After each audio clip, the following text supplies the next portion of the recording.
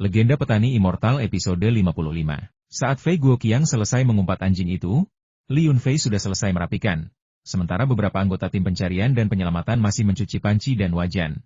Li Yunfei melirik Fei Guoqiang, mengabaikannya, meregangkan badan, dan mengeluarkan mentimun dari suatu tempat, mengunyahnya sambil memakannya.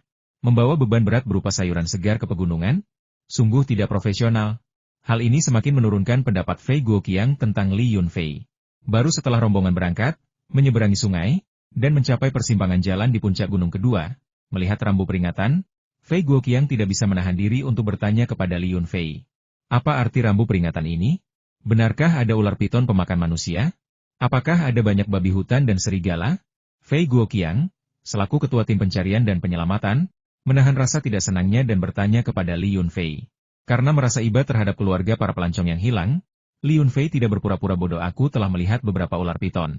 Aku tidak akan mengatakan berapa panjang ular piton terbesar, tetapi rata-rata panjangnya 11 atau 12 meter, dan aku melihatnya di lembah terdekat.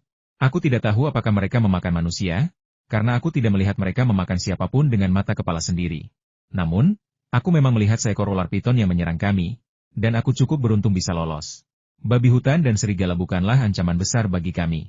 Aku membawa senapan 7 peluru, yang meskipun tidak terlalu efektif melawan babi hutan, setidaknya dapat menakut-nakuti mereka. Kalian seharusnya membawa beberapa senapan di ransel kalian. Kalau tidak, kalian tidak akan berani menjelajah ke pegunungan dengan begitu percaya diri. Banyak sekali ular piton, beberapa bahkan panjangnya lebih dari 10 meter. Fei Guoqiang tersentak, butuh beberapa saat untuk pulih sebelum berkata. Tidak heran ini kota Qinglong. Kota ini memiliki hubungan yang tak terpisahkan dengan ular. Semoga kita beruntung dan tidak bertemu dengan ular piton yang lapar. Bahkan ular piton yang paling ganas pun tidak akan menyerang manusia kecuali jika ia sudah kenyang. Li Yunfei tidak menanggapi kata-katanya. Beruntung atau tidak, ular piton itu tidak peduli. Dengan indera yang tajam, ia bahkan dapat mendeteksi bahwa seekor ular piton sepanjang 8 atau 9 meter melingkar di rerumputan puluhan meter jauhnya, mencekik seekor kelinci liar yang malang. Mengikuti jalan setapak di gunung ini, kalian bisa langsung sampai ke puncak Rizhao. Ada sebuah kuil Taois di puncak Rizhao bernama Kuil Wuming, dengan sekitar 20 atau 30 pendeta Taois di sana. Aku kenal kepala biara kuil di gunung itu. Jika para pendaki ini memasuki puncak Rizhao, kemungkinan besar mereka akan bertemu dengan para pendeta Taois. Kemungkinan mereka tersesat dan membutuhkan bantuan sangat kecil, dan ponsel mereka tidak akan memiliki sinyal. Li Yunfei berkata sambil mengeluarkan ponselnya dan menunjuk ke tanda tanpa sinyal di layarnya. Sinyal hanya hilang di daerah dataran rendah atau daerah berhutan.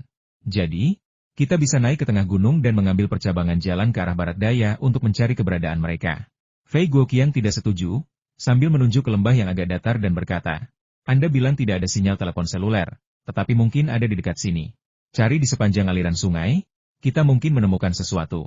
Li Yunfei menatapnya tajam, hampir tak mampu menahan amarahnya. Jangan bodoh. Apa kau pikir semua orang sepertimu, berani berjalan tanpa alas kaki di air? Aliran sungai akhir-akhir ini hanya setinggi mata kaki. Apakah para pendaki ini gila sampai-sampai berenang di air secara masokis? Menuju langsung ke jalan buntu yang dipenuhi nyamuk dan lintah? Aku mengawasimu dari sini. Jika kau bisa menemukan 5 pendaki yang hilang di lembah terdekat, aku akan bersujud dan meminta maaf padamu. Sikap macam apa ini? Siapa yang kau sebut bodoh? Kau hanya seorang pemburu. Apa yang kau tahu tentang pencarian dan penyelamatan profesional? Saat aku di militer, kau masih bayi. Kau bilang kau tidak bisa menemukannya, tapi aku akan tetap mencarinya. Fei Guoqiang juga marah, menyingsingkan lengan bajunya, dan siap bertarung dengan Li Yunfei.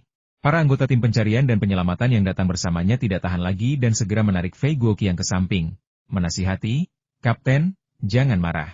Meskipun kata-kata Li Yunfei agak kasar, itu bukan tanpa alasan. Lembah kecil ini terlalu lembab, mereka tidak mungkin tersesat di sini.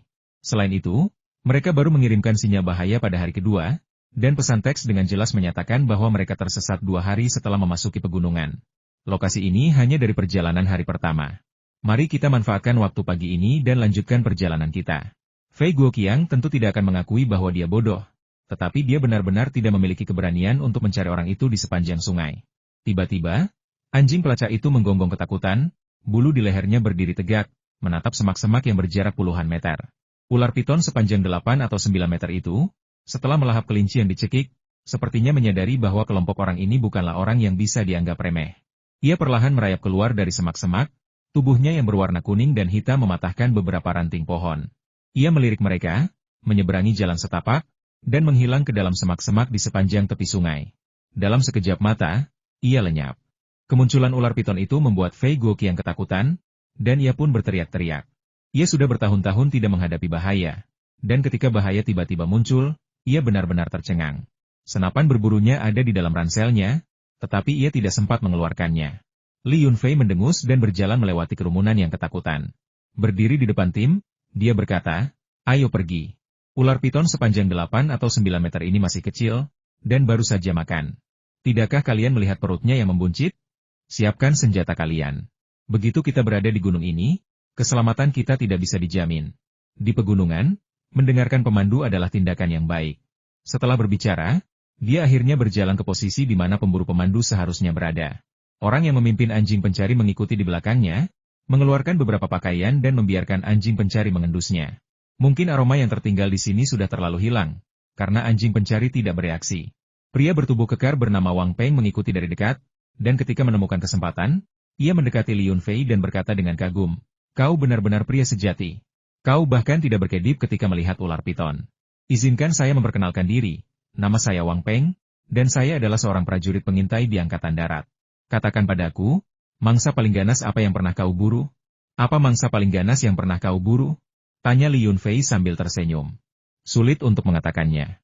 Ada yang bilang serigala adalah yang paling ganas, ada yang berpikir beruang hitam adalah yang paling brutal, ada yang berpikir harimau adalah raja pegunungan, dan ada juga yang bilang harimau takut pada babi hutan yang terluka. Aku pernah berburu babi hutan, membunuh serigala, dan bahkan beberapa serigala yang hampir punah, dan bahkan seekor serigala. Tapi kurasa mereka tidak terlalu ganas, dan juga tidak terlalu membahayakanku. Jika itu kau, apa yang akan kau temui di pegunungan yang akan membuatmu merasa tak berdaya untuk melawan? Tanya Li Yunfei sambil tersenyum. Wang Peng sedikit terkejut. Setelah berpikir sejenak, dia menjawab, "Sejujurnya, saya paling takut pada ular berbisa. Mereka adalah yang paling ganas. Meskipun saya mengatasi hambatan psikologis ini di militer, rasa takut ini tersembunyi di alam bawah sadar saya. Saya harus siap secara mental. Saya bisa membunuh ular sebanyak yang saya mau, tetapi jika ular tiba-tiba melompat keluar, saya takut akan berteriak memanggil ibu saya. Karena kekurangan inilah saya tidak bisa menjadi tentara profesional. Dalam penilaian terakhir, saya terpaksa kembali ke kehidupan sipil. Kau takut ular berbisa? Kalau begitu, seharusnya kau tidak datang ke pegunungan dan ladang di dekat kota Qinglong. Tempat ini adalah surga bagi bisa ular. Haha, tapi jangan takut. Aku membawa obat ular Li. Obat ini sangat ampuh. Jika kau digigit ular berbisa, paling lama hanya akan sakit sebentar, tapi tidak akan membunuhmu, canda Li Yunfei. Aku pernah mendengar tentang obat ular Li. Beberapa hari terakhir ini, iklannya muncul di TV setiap hari, di semua berita. Aku belum pernah melihat iklan seperti ini sebelumnya. Berapa banyak uang iklan yang mereka habiskan untuk membuat begitu banyak stasiun radio mengiklankan perusahaan farmasi ini? Bahkan CCTV News pun menyiarkannya.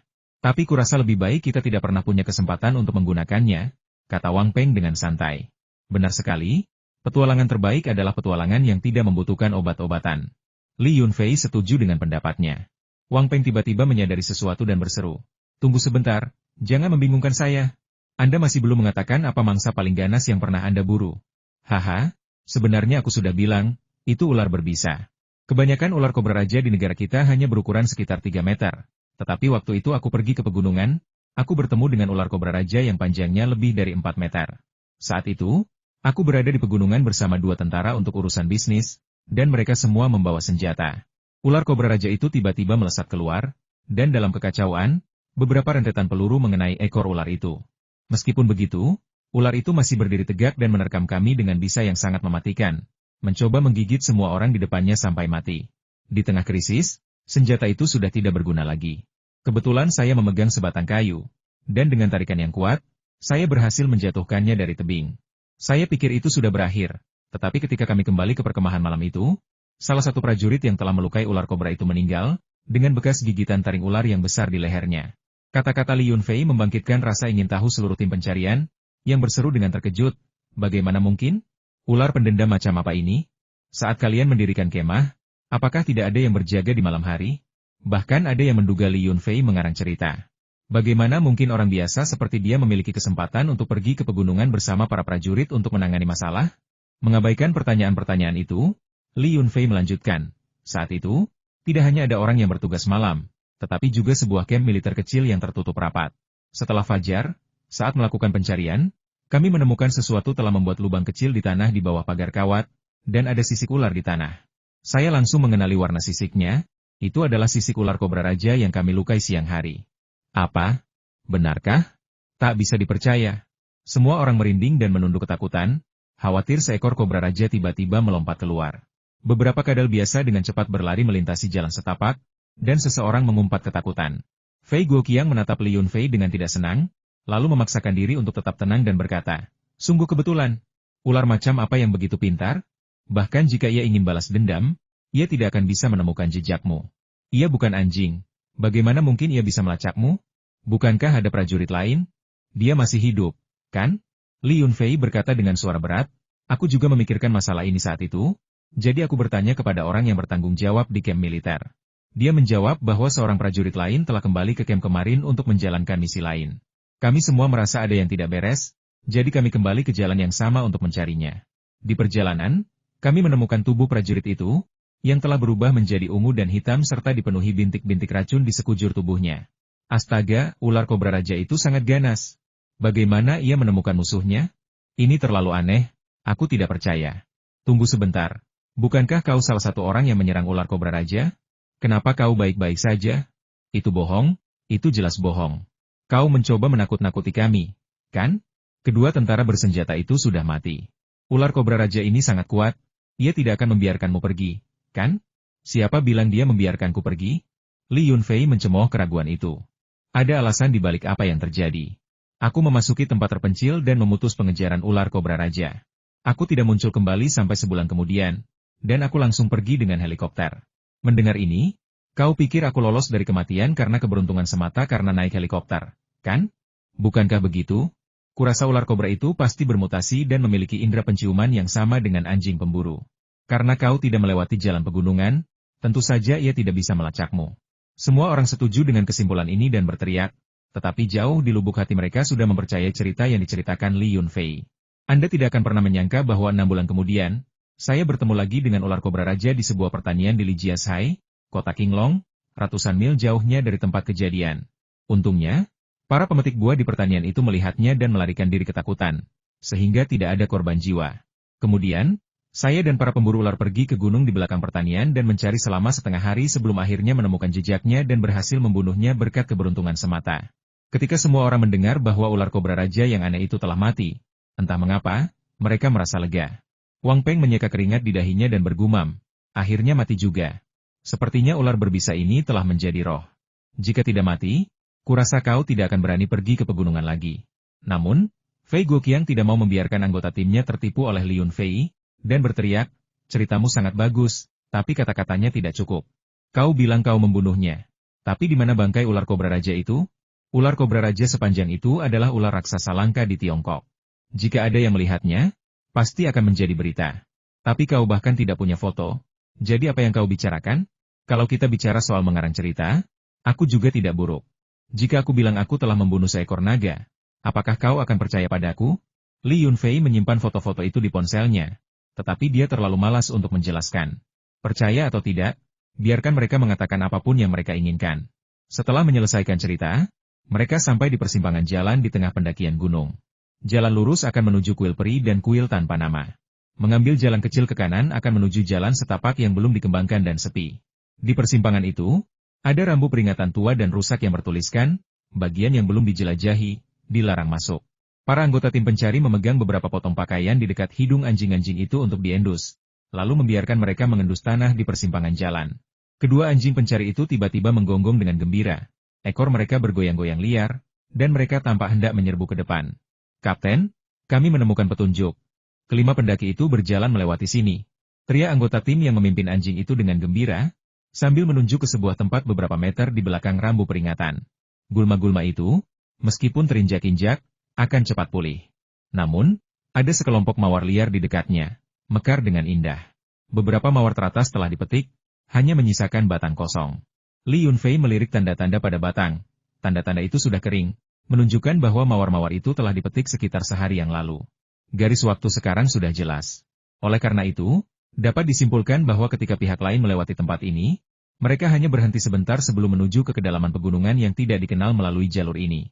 Para pendaki ini benar-benar berani, berangkat atas kemauan mereka sendiri dengan keberanian yang hampir mencengangkan. Bahkan dengan kemampuan Li Yunfei, dia tidak akan berani menjelajah ke rute yang tidak dikenal tanpa melepaskan anjing pemburu dan elangnya. Dia tidak akan merasa percaya diri tanpa melakukan hal itu. Cicit. Melolong. Dua siulan panjang yang sedikit berbeda terdengar dari langit, dan dua titik putih kecil, seperti garis cahaya, seketika mencapai puncak kepala Li Yunfei. Hembusan angin menerpa ranting dan rerumputan dengan liar. Angin aneh ini disebabkan oleh kekuatan dahsyat dari serangan Gear Falcon. Apakah kalian sudah menemukan mereka? Kalian belum melihat mereka? Kalian sudah mencari di seluruh area dalam radius 100 mil. Li Yunfei bertanya dengan bingung ketika melihat kedua Gear Falcon menggelengkan kepala mereka. Itu tidak benar. Bahkan jika kita tidak dapat menemukan kelima pendaki ini, seharusnya ada banyak orang di jalur gunung lainnya. Mereka datang ke pegunungan untuk mencari tanaman obat. Induk elang, Artuzi, lebih cerdas. Ia menggambar lingkaran kecil dengan sayapnya, menggelengkan kepalanya seolah-olah mengatakan bahwa mereka hanya mencari di sepanjang rute ini dan tidak terbang ke rute tempat mereka menemukan obat tersebut. Li Yunfei mengeluarkan foto-foto yang diberikan keluarga itu kepadanya dan berkata, "Perhatikan baik-baik. Kelima orang ini, 3 pria dan 2 wanita, pasti berada di suatu tempat di dekat sini. Terbanglah rendah dan perhatikan dengan saksama ke dalam hutan. Sekalipun kalian menemukan pakaian atau botol minuman yang ditinggalkan seseorang, kembalilah dan beritahu aku. Mengerti?" Cicit tertawa terbahak-bahak. Si botak tampak setuju dengan enggan, menepuk-nepuk perutnya seolah mengeluh kepada Li Yunfei bahwa dia belum makan apapun. Seekor Gear Falcon jantan lainnya menepuk-nepuk perutnya, memberi isyarat kepada Li Yunfei bahwa ia juga belum makan. Kedua idiot ini sudah terbiasa dengan makanan di tempat kecil ini, dan sekarang mereka tidak mau makan hewan buruan dari dunia nyata meskipun lapar. Mereka sangat manja. Dulu, ketika kami membiarkan mereka keluar, kami bisa mengatasinya. Aku benar-benar tidak bisa berbuat apa-apa dengan kalian.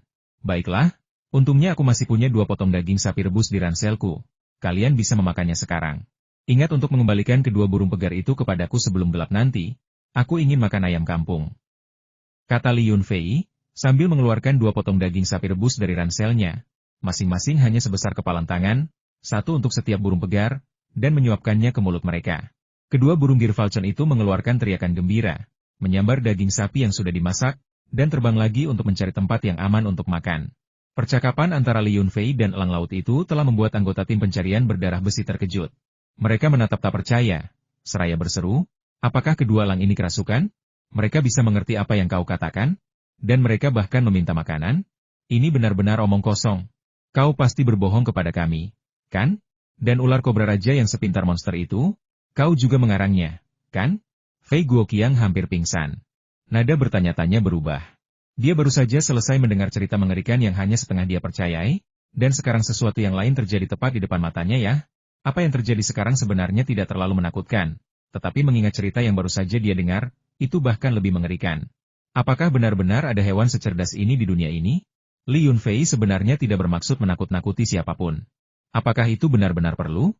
Dia hanya menceritakan sebuah kisah singkat dan itu membuat suara orang-orang ini bergetar. Dengan keberanian seperti ini, mereka pergi ke pegunungan untuk menjadi anggota tim pencarian dan penyelamatan, dan mereka adalah pensiunan tentara. Sungguh lelucon.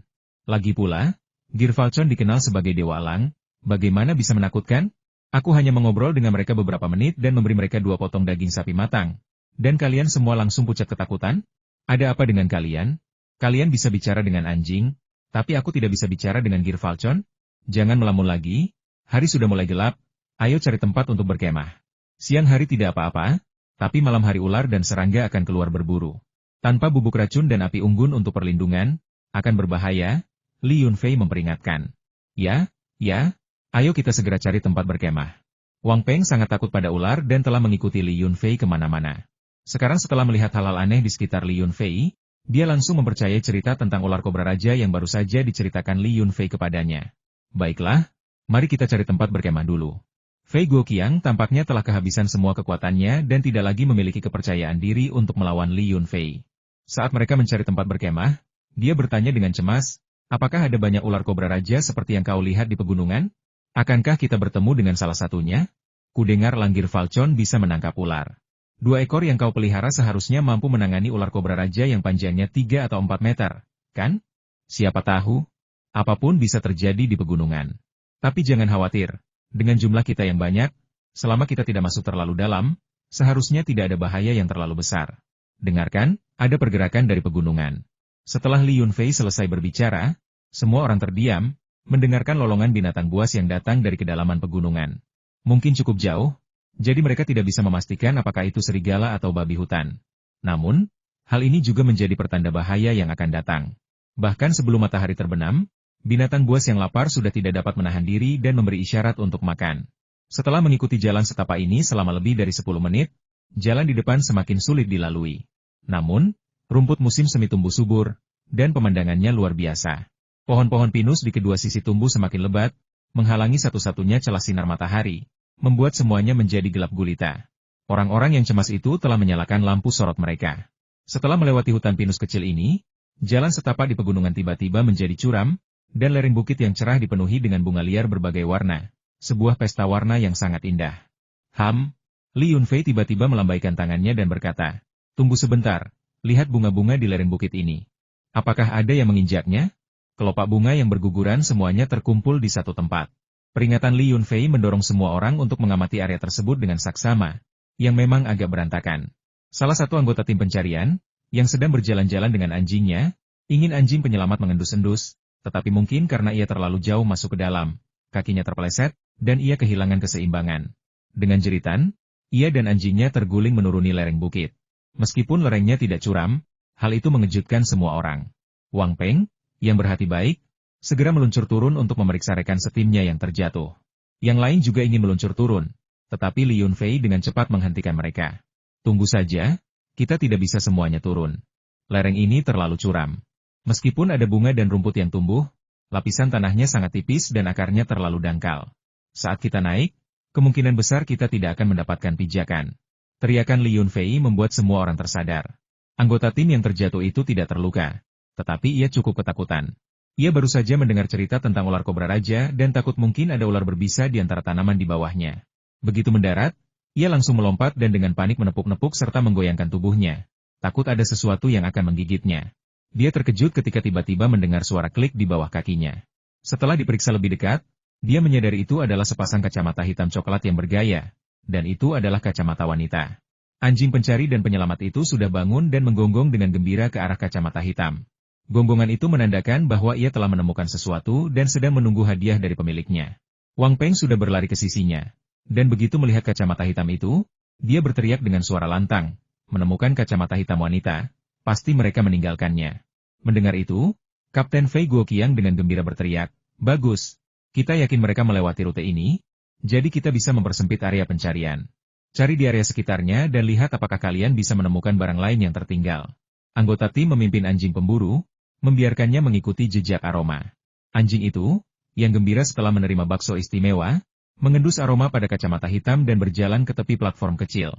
"Kapten, tempat ini sangat indah. Ada banyak platform kecil serupa di bawah, ditutupi bunga liar. Tingginya tidak terlalu tinggi, dan sepertinya tidak berbahaya." Sial, sebelum dia selesai berbicara, anjing pencari dan penyelamat itu menyenggolnya, dan dia terpeleset di rumput dan tanaman rambat di bawah kakinya, jatuh dengan bunyi gedebuk ke platform sempit di lereng bukit kecil berikutnya. Wang Peng mengumpat keras dan berlari untuk memeriksa situasi. Anggota tim yang berdiri di atas tidak terlalu gugup. Mereka hanya tertawa dan mengatakan dia terlalu ceroboh, jatuh 2 kali di tempat yang sama, yang benar-benar memalukan. Namun, Li Yunfei memahami situasi tersebut. Jika kelima pendaki itu awalnya sedang mengambil foto di jalan setapak gunung, dan seorang gadis secara tidak sengaja jatuh, yang lain pun ikut melompat. Karena tidak menemukan bahaya, mereka mengambil foto di sebuah platform kecil di lereng bukit. Ketika sampai di tepi, mereka melihat pemandangan di bawah bahkan lebih indah. Jadi tanpa berpikir panjang, mereka turun ke platform lain. Ketika mencoba kembali ke atas, mereka kesulitan karena bunga dan tanaman di lereng bukit tidak mampu menopang berat badan mereka. Memikirkan hal itu, Li Yunfei buru-buru berseru, "Wang Peng, pelan-pelan. Lihat di lereng bukit kedua, apakah masih ada celah setelah bunga dan rumput dicabut?" "Ya, memang ada beberapa, tapi tidak terlalu jelas." "Apa yang terjadi? Mungkinkah kelima pendaki itu juga jatuh ke platform lereng bukit kedua?" Tanya Wang Peng di tengah-tengah pembicaraan sebelum menyadari apa yang terjadi pada kelima pendaki lainnya. Mengingat kembali bagaimana ia turun, ia mengerti apa yang terjadi pada mereka. Tanpa disuruh Li Yunfei, ia berlari kembali ke anak tangga pertama lereng bukit, meraih bunga liar dan gulma dengan kedua tangan, mencoba memanjat. Setiap tarikan merobek segenggam, dan semakin banyak ia menarik, Semakin banyak yang jatuh, ia tidak bisa mendapatkan tumpuan. Setelah diperiksa lebih dekat, ia melihat bahwa akar bunga dan rumput hanya tertutup lapisan tanah tipis, sehingga hampir tidak memberikan cengkeraman. Kali ini, tanpa Li Yunfei perlu menjelaskan apapun, semua orang mengerti. Tim pencarian dan penyelamatan waspada dan menemukan masalah pada langkah pertama. Sementara kelima pendaki itu tampaknya juga cukup cerdas, menemukan masalah pada langkah kedua, tetapi mereka sudah tidak mampu mendaki. Pasang patok dan turunkan tali. Setelah menemukan jejak pendaki yang hilang, Fei Guoqiang mendemonstrasikan pengalaman teknis seorang pemimpin tim pencarian dan penyelamatan. Li Yunfei meniup peluit tajam, dan kedua Langgir Falcon itu segera kembali. Tetapi masih belum ada kabar. Mereka belum menemukan jejak orang yang hilang. Adapun kacamata hitam yang tergeletak di petak bunga, bahkan jika Langgir Falcon itu melihatnya, mereka tidak akan menganggapnya sebagai petunjuk, apalagi melihatnya. Sekarang setelah kacamata hitam pendaki ditemukan, biarkan burung Gir Falcon melakukan pencarian khusus di ketinggian rendah di lembah bunga ini. Peluang menemukan pendaki di sana seharusnya lebih tinggi. Setelah perintah diberikan, burung Gir Falcon itu kembali terbang, hampir mendekati lereng bukit. Sayapnya yang besar menghempaskan angin kencang yang membuat bunga-bunga liar bergoyang dan berkibar. Setelah menancapkan dua tiang kayu besar dan mengamankan tali, Fei Guoqiang mengirim seseorang untuk memeriksa situasi dan menyelamatkan anggota tim yang terjatuh. Setelah membagikan tugas, dia berjalan dengan tak berdaya ke sisi Li Yunfei dan dengan sabar bertanya, "Li Pemandu, hari sudah mulai gelap. Menurutmu, di mana tempat yang bagus untuk kita berkemah malam ini?" Saat memasuki pegunungan dan hutan yang lebat, individu yang tidak berpengalaman pasti akan merasa khawatir dan takut. Terlebih lagi, jalur pegunungan di sini sangat kompleks, jauh melampaui apa yang dapat diberikan oleh satu peta saja. Setidaknya setelah tiba, mereka tidak akan tahu di mana terdapat tempat berkemah yang, di mana terdapat air, atau di mana mereka dapat menemukan tempat yang tenang untuk tidur. Kembali ke persimpangan jalan, dan lanjutkan sekitar 1 mil. Ada area datar di sisi jalan tempat kamu bisa mendirikan kemah. Ada juga aliran sungai kecil di dekatnya, jadi kamu tidak akan kesulitan mendapatkan air minum, jawab Li Yunfei. Fei Guoqiang menghela napas lega, akhirnya menyadari pentingnya pemandu. Jika dia hanya melihat peta, bahkan merobek selembar kertas pun tidak akan membantunya menemukan tempat yang cocok untuk berkemah. Jika mereka mencari di seluruh area, mereka mungkin tidak akan menemukan tempat yang cocok bahkan hingga malam tiba. Tali diturunkan, dan anggota tim pencari yang telah turun ke lantai 2, bersama dengan anjing pelacak mereka, berjuang untuk memanjat kembali ke anak tangga pertama. Wang Peng membantunya, membiarkannya naik terlebih dahulu. Pada saat mereka berdua berhasil naik, hanya cahaya merah samar yang tersisa di sebelah barat. Setelah bersiap-siap, mereka dengan cepat menemukan tempat berkemah di bawah bimbingan Li Yunfei. Tidak ada ikan di sini, jadi bisa minum air rebusan adalah sesuatu yang sangat menyenangkan. Li Yunfei tidak membuat pengecualian. Dia dengan tenang menyelesaikan makanannya dan pergi tidur di tendanya. Fei Guoqiang mengatur agar orang-orang bergiliran bertugas, dan Li Yunfei, sebagai pemandu, tidak perlu ikut serta dalam tugas tersebut. Berbaring di dalam kantung tidurnya, Li Yunfei memasuki ruangan kecil itu. Di dalam, matahari masih bersinar terang, iklimnya menyenangkan, dan udara dipenuhi dengan aroma bunga dan buah-buahan, membuatnya terasa memabukkan. Li Yunfei berada dalam tubuh spiritual, jadi seharusnya dia tidak bisa mencium aroma-aroma ini, tetapi dia tetap bisa merasakannya. Perasaan ini semakin jelas, seperti bisa menebak, bahkan dari seberang bukit kecil, bahwa gulma di kebun sayur di sisi lain bukit perlu dibersihkan. Li Yunfei menganggap ini adalah kemampuan alami pemilik ruang tersebut dan tidak terlalu memikirkannya. Seperti biasa, dia pertama-tama terbang ke kaki gunung, tempat terdapat hewan-hewan untuk diberi makan. Babi hutan itu sudah lapar, dan begitu melihat Li Yunfei, ia segera mendengus dan mencakar pagar, meminta makanan. Sapi-sapi kuning di pagar terdekat lebih jinak, hanya menatapnya dengan penuh harap. Li Yunfei sudah terbiasa dengan hal ini. Pertama, dia memberi makan babi hutan dan sapi di ruang kecil itu. Saat mereka makan dengan lahap, dia mulai membersihkan kotoran mereka. Menggunakan kekuatan spiritualnya, dalam sekejap mata, dia memindahkan kotoran itu ke ladang sayuran dan tanaman obat sebagai pupuk untuk menyehatkan tanaman di ruang tersebut. Li Yunfei awalnya berpikir bahwa menyediakan giok spiritual yang cukup untuk ruangan kecil itu sudah cukup. Namun, saat membersihkan kotoran, ia secara tidak sengaja memindahkannya ke kebun sayur, dan sayuran di sana tumbuh sangat subur, mengalahkan semua sayuran lainnya. Pada saat itu, ia teringat kuburan tempat jenazah dikuburkan. Bukankah bunga-bunga liar di sana juga sangat rimbun? Li Yunfei merasa masih banyak misteri yang perlu ia jelajahi perlahan. Jadi, setiap kali ada waktu luang, ia akan memasuki ruang kecil itu untuk merasakan setiap perubahan di sana. Bukit itu tampak sedikit lebih tinggi hari ini, dan intisari mata air spiritual telah meluas dengan beberapa lingkaran cahaya. Suhu dan kecepatan angin tetap tidak berubah. Li Yunfei mencatat perubahan ini di buku catatannya dan mulai mencari penyebabnya.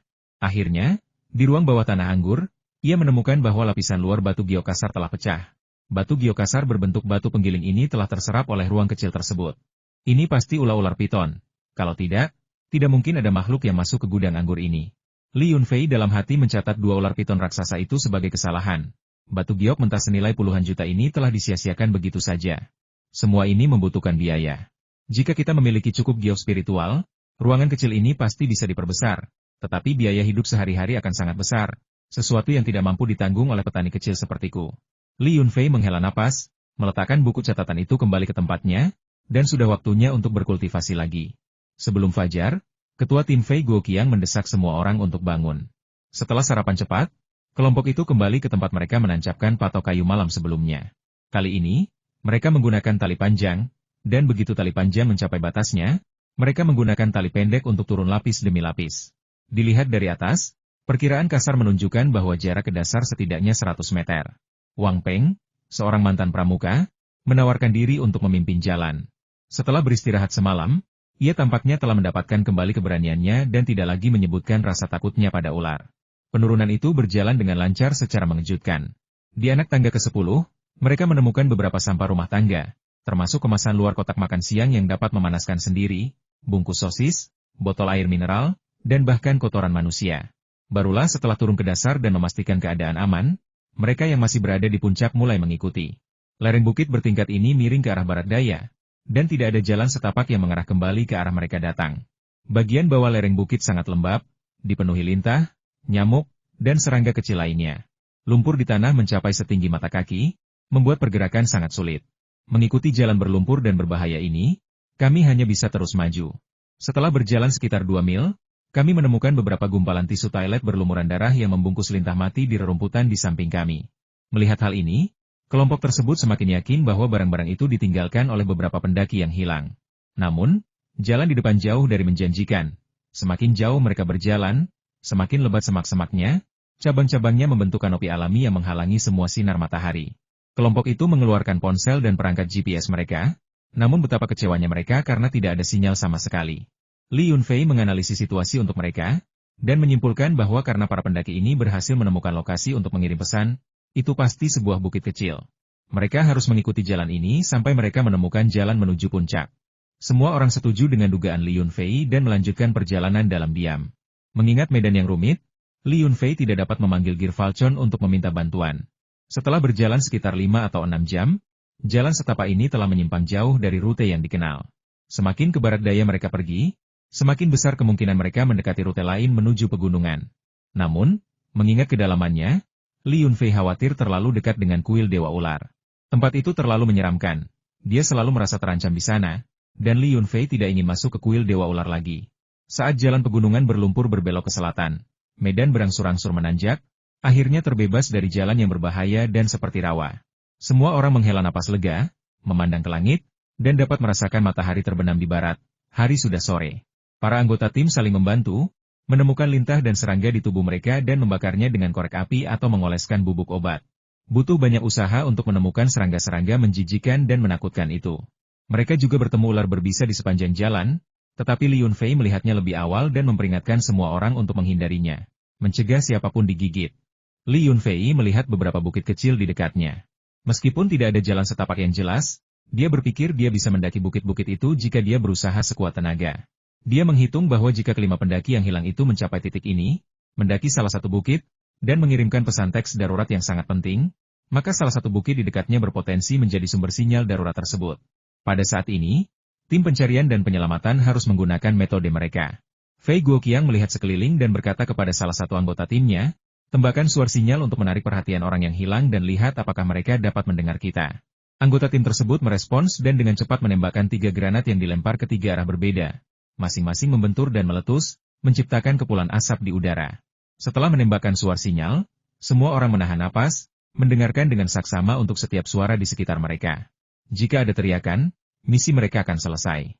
Sayangnya, setelah menunggu selama 3 menit, mereka masih belum mendengar teriakan yang menggembirakan. Li Yunfei berkata, mereka mungkin terlalu jauh. Mereka tidak bisa mendengar suara sinyal kita, dan kita tidak bisa mendengar teriakan mereka.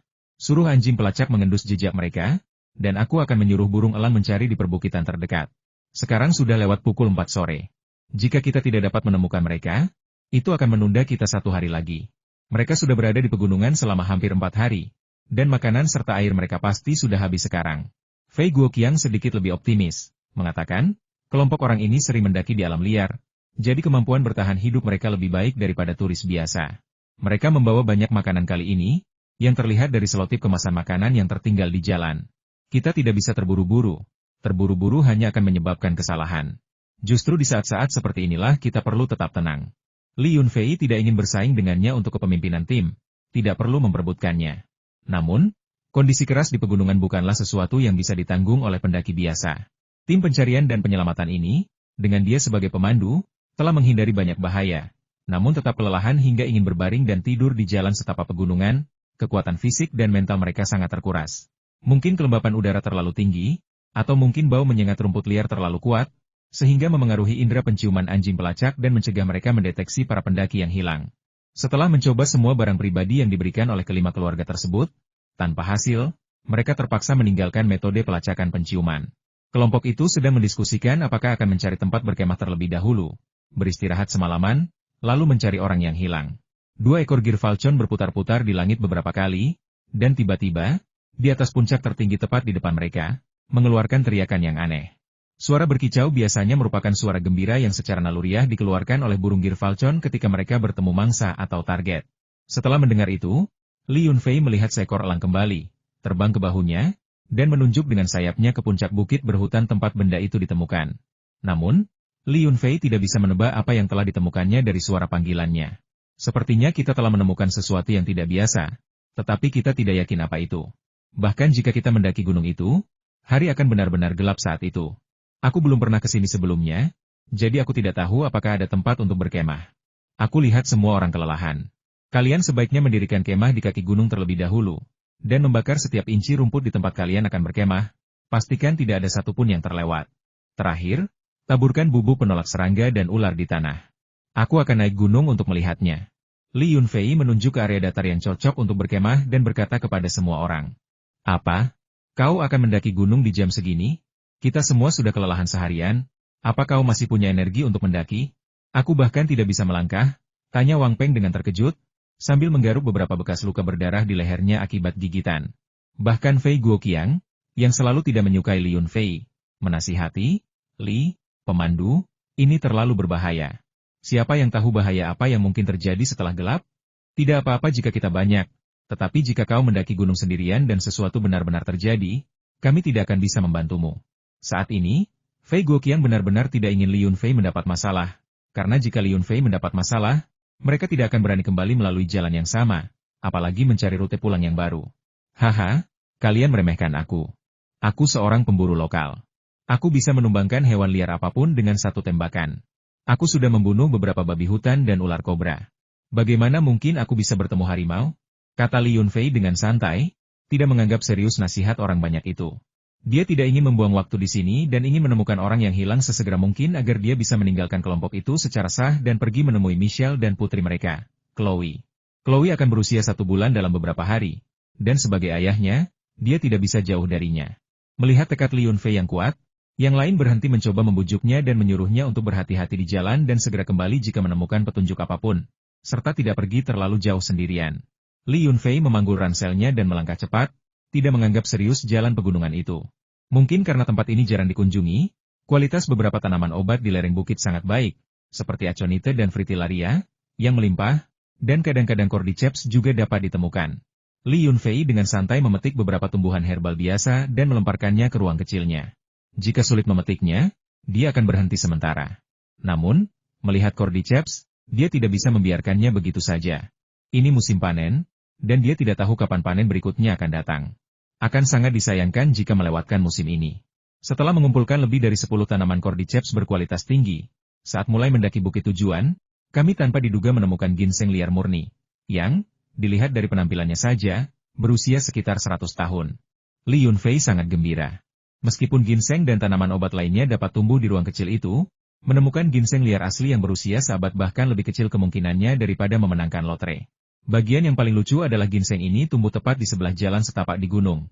Jika seorang penduduk desa setempat lewat, ginseng itu pasti sudah digali sejak lama. Jalur yang didaki Li Yunfei cukup curam. Ia memperkirakan bahkan babi hutan pun tidak akan bisa melewatinya. Ia dengan hati-hati memindahkan ginseng berusia seabad itu, bersama dengan tanah di sekitarnya, ke ruang kecil tersebut. Setelah menanamnya, ia menyiraminya dengan air mata air dari tempat itu sebelum melanjutkan perjalanannya. Dengan ginseng liar berusia seabad ini sebagai dasarnya, tanaman herbal biasa tidak lagi menarik perhatiannya, dan dia terlalu malas untuk memetiknya lagi demi menghemat waktu. Menyusuri lereng bukit dan berbelok di tikungan, Li Yunfei merasa tidak ada yang bisa melihatnya. Kemudian mengaktifkan energi batin pelindungnya, berlari kencang ke depan. Saat menemui bebatuan atau jurang yang menghalangi, ia melompat ringan, menempuh jarak 4 atau 5 meter. Ia menapakkan jari kakinya di dahan pohon, menggunakan momentum untuk mendorong dirinya sendiri sejauh 10 meter lagi. Bahkan ular dan serangga berbisa pun tidak bisa menembus energi batin pelindungnya. Mereka hancur berkeping-keping. Li Yunfei pernah mendengar bahwa setelah mencapai alam kultivasi spiritual ketiga, seseorang dapat memperoleh teknik yang memungkinkan untuk terbang sebentar. Namun, ini hanyalah legenda. Ketika dia bertanya kepada kakeknya mengatakan bahwa dia belum pernah menyaksikannya secara langsung dan bahwa kabar burung tidak dapat diandalkan. Dalam kultivasi seni bela diri, alam ketiga memungkinkan seseorang untuk meluncur dalam jarak pendek dari ketinggian. Tetapi ini tidak dianggap sebagai terbang. Ini adalah sesuatu yang hanya bisa ia impikan, karena ia merasa dirinya terlalu lambat. Tetapi jika tim pencarian dan penyelamatan melihatnya dengan kecepatan itu, mereka mungkin akan mengira dia adalah monster berlari lebih cepat daripada kera di hutan lebat. Apa yang perlu dikeluhkan?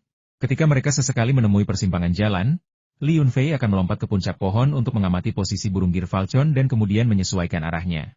Terkadang, untuk mengambil jalan pintas, dia bahkan akan memanjat tebing. Setengah jam kemudian, Li Yunfei sudah berdiri di atas pohon di puncak gunung. Dia mengeluarkan ponselnya untuk memeriksa sinyal, yang tampaknya cukup bagus, dengan sesekali muncul sinyal. Dia mencoba melakukan panggilan, tetapi tidak ada yang berhasil. Dia bergerak sedikit, dan sinyal itu menghilang. Angin bertiup kencang di puncak, dan area di puncak cukup luas, sehingga Li Yunfei tidak dapat melihat seluruh area dalam sekejap. Burung elang itu melihat Li Yunfei, bersorak, dan mulai turun, mendarat di sebuah batu besar di area datar. Ia mengepakkan sayapnya, menunjuk ke arah tanah, seolah-olah ada sesuatu di sana. Barulah kemudian Li Yunfei menyadari bahwa di tempat yang ditunjuk oleh burung elang itu, terdapat sekelompok kerikil yang disusun membentuk huruf SOS, singkatan dari tanda bahaya. Namun, warna batu yang mereka gunakan terlalu mirip dengan bebatuan di bawahnya, sehingga mustahil bagi seseorang dengan penglihatan buruk untuk melihatnya. Li Yunfei tahu dia telah datang ke tempat yang tepat. Dengan sedikit keberuntungan, dia bisa menyelesaikan misinya hari ini.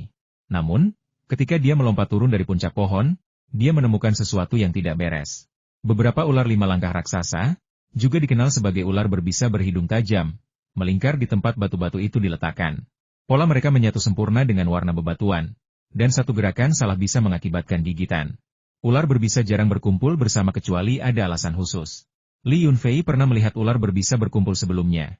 Sekali saat gempa bumi ketika ia masih kecil, dan sekali lagi di lokasi tumbukan meteorit matahari. Seekor elang Girfalcon lainnya menukik turun dari langit. Itu adalah elang betina, bahkan lebih mudah marah. Meskipun ia tidak lagi memakan ular, ia tidak tahan dengan ular berbisa yang memprovokasi tuannya. Ular-ular itu melingkar, menjulurkan lidah mereka, mendesis aneh ke arah tuannya apalagi yang bisa terjadi selain provokasi. Ertuzi mengeluarkan lolongan panjang, dan tanpa mengucapkan sepatah kata pun, mencengkram ular berbisa yang paling dekat dengan Li Yunfei dengan satu cakarnya dan langsung merobeknya menjadi 2. Dengan kepakan sayapnya, ia melemparkan ular berbisa di dekatnya lebih dari 10 meter jauhnya, di mana ular itu tergantung tak bergerak di cabang pohon untuk waktu yang lama. Nasibnya tidak diketahui. Dalam sekejap mata, ular itu membunuh 2 ular berbisa sebesar lengan anak kecil, lalu hinggap di bahu Li Yunfei, menatap dengan jijik ke arah beberapa ular tingkat 5 yang meringkuk ketakutan. Karena merasa tidak senang dengan elang yang berdiri di atas batu dalam keadaan linglung, ular itu mengeluarkan teriakan tajam. Elang itu gemetar ketakutan, menukik ke tanah, dan membunuh ular-ular berbisa yang tersisa. Li Yunfei merasa senang melihat ini. Karena tidak ada orang di sekitar, dia segera mengeluarkan 2 ikan dari tempat kecilnya dan memberi makan kedua Girfalcon itu. Setelah terbang seharian, burung Girfalcon itu lapar. Biasanya, ia tidak perlu khawatir soal makanan dan pakaian di ruang kecilnya. Tetapi sekarang setelah Li Yunfei melepaskannya, ia harus berprestasi agar mendapatkan hadiah makanan. Mereka semua sudah terbiasa menyelesaikan tugas dengan tekun setiap kali Li Yunfei memberi mereka tugas, tanpa berani bermalas-malasan sedikit pun. Saya mengecek jam, masih ada lebih dari 1 jam lagi sampai gelap. Apakah ada orang di sana? Saya petugas pencarian dan penyelamatan. Saya datang ke pegunungan ini khusus untuk mencari kalian berlima. Xiao Man, Huke. Li Yunfei berteriak beberapa kali untuk melihat apakah yang lain berada di dekatnya. Dia hanya mencoba peruntungannya. Tetapi yang mengejutkannya, dia mendengar serangkaian teriakan serak dan bersemangat datang dari sisi puncak gunung. Kami di sini. Saya Xiao Man. Wah. Syukurlah, ada seseorang yang benar-benar datang menyelamatkan kami. Cepat kemari. Ada begitu banyak ular berbisa di sini. Kami ketakutan. Suara serak seorang wanita muda terdengar dari samping, sangat dekat. Sepertinya hanya beberapa puluh meter jauhnya. Ada gua kecil di sini, kita di dalam. Suara seorang pria, meskipun bersemangat, tetap tenang. Tapi ada banyak ular berbisa di pintu masuknya. Jika kalian tidak punya bubu penolak ular, sebaiknya jangan mendekatinya. Coba lemparkan air untuk kami berlima sangat kehausan. Mendengar itu, Li Yunfei langsung tertawa dan berkata, aku punya banyak bubuk penangkal ular dan air. Kalian bisa mengambil apapun yang kalian butuhkan. Bertahanlah sedikit lebih lama. Dengan begitu banyak ular berbisa, kuharap tidak ada di antara kalian yang digigit. Ya, Hook digigit ular berbisa di kakinya. Meskipun mereka sudah mengeluarkan darah dan racunnya, dia masih pingsan. Jiang Minglun digigit terlalu banyak serangga dan demam. Lukanya sedikit terinfeksi. Gadis itu berbicara dengan cepat lagi, seolah-olah sedang mengobrol dengan seseorang di depannya, tidak tahu bagaimana menghemat energinya. Li Yunfei hanya mengingat nama 2 gadis dan 3 pria, yang secara otomatis ia abaikan. Mendengar perkataan Zhao Man, ia tiba-tiba teringat informasi tentang mereka. Untungnya, selama dia belum meninggal, semuanya bisa diobati. Sambil mendengarkannya, Li Yunfei mengeluarkan beberapa botol air mineral dan beberapa kantong daging sapi rebus dari tempat penyimpanannya yang kecil dan memasukkannya ke dalam kantong plastik. Di tangan satunya, ia memegang sebungkus bubuk penolak ular yang sudah terbuka dan menaburkannya sambil berjalan. Ular-ular berbisa di jalan takut akan bau bubuk tersebut dan mendesi serta menjerit, menghindarinya dan memberi jalan untuknya. Untuk mencegah kecelakaan, Li Yunfei menggunakan ki sejatinya untuk melindungi tubuhnya, menciptakan lapisan ki sejati yang tidak dapat dilihat oleh orang biasa. Hanya kultivator yang dapat merasakannya. Benar saja, setelah berjalan belasan langkah, beberapa ular berbisa yang mengamuk menyerang Li Yunfei. Namun, mereka berhasil dipukul mundur oleh energi batin pelindungnya. Dan semakin besar kekuatannya, semakin parah lukanya. Ular yang paling parah terkena serangan itu kepalanya hancur di tempat. Mengikuti suara Zhao Man, Li Yunfei menemukan sebuah gua kecil di samping. Menyebutnya gua adalah pernyataan yang meremehkan. Itu lebih seperti celah yang terbuka karena sesuatu yang dikombinasikan dengan bebatuan yang sudah longgar, membentuk tempat berlindung dari angin dan hujan. Kelima orang itu berkerumun di pintu masuk, karena tidak ada ruang lagi di dalam. Di pintu masuk gua, terdapat lapisan bubuk penolak ular yang sudah mengeluarkan aromanya, dan yang paling dekat dengan mereka, terdapat lingkaran bubuk penolak ular yang baru saja ditaburkan. Tampaknya mereka membawa banyak bubuk penolak ular ketika pergi ke pegunungan. Jika mereka tidak memiliki cukup bubuk, mereka tidak akan bertahan hidup selama ini. Ratusan ular telah berkumpul di pintu masuk gua. Li Yunfei melirik mereka beberapa kali dan memperhatikan fenomena yang menarik ular-ular berbisa ini tidak ingin menyerang mereka. Juga tidak ingin memasuki gua kecil itu. Sebaliknya, mereka ingin melewati area di depan mereka dan merayap ke dalam celah besar beberapa meter di dekatnya. Jika dugaan saya benar, seharusnya ada juga meteorit matahari di celah ini. Jika tidak, ular-ular berbisa ini tidak akan merayap masuk ke dalamnya dengan panik. Ular berbisa di sini umumnya berukuran cukup besar, menunjukkan bahwa mereka telah terpengaruh oleh batu matahari untuk waktu yang lama. Ini baru ular-ular di bagian luar, ular-ular yang telah bersembunyi di celah-celah selama bertahun-tahun pasti jauh lebih besar.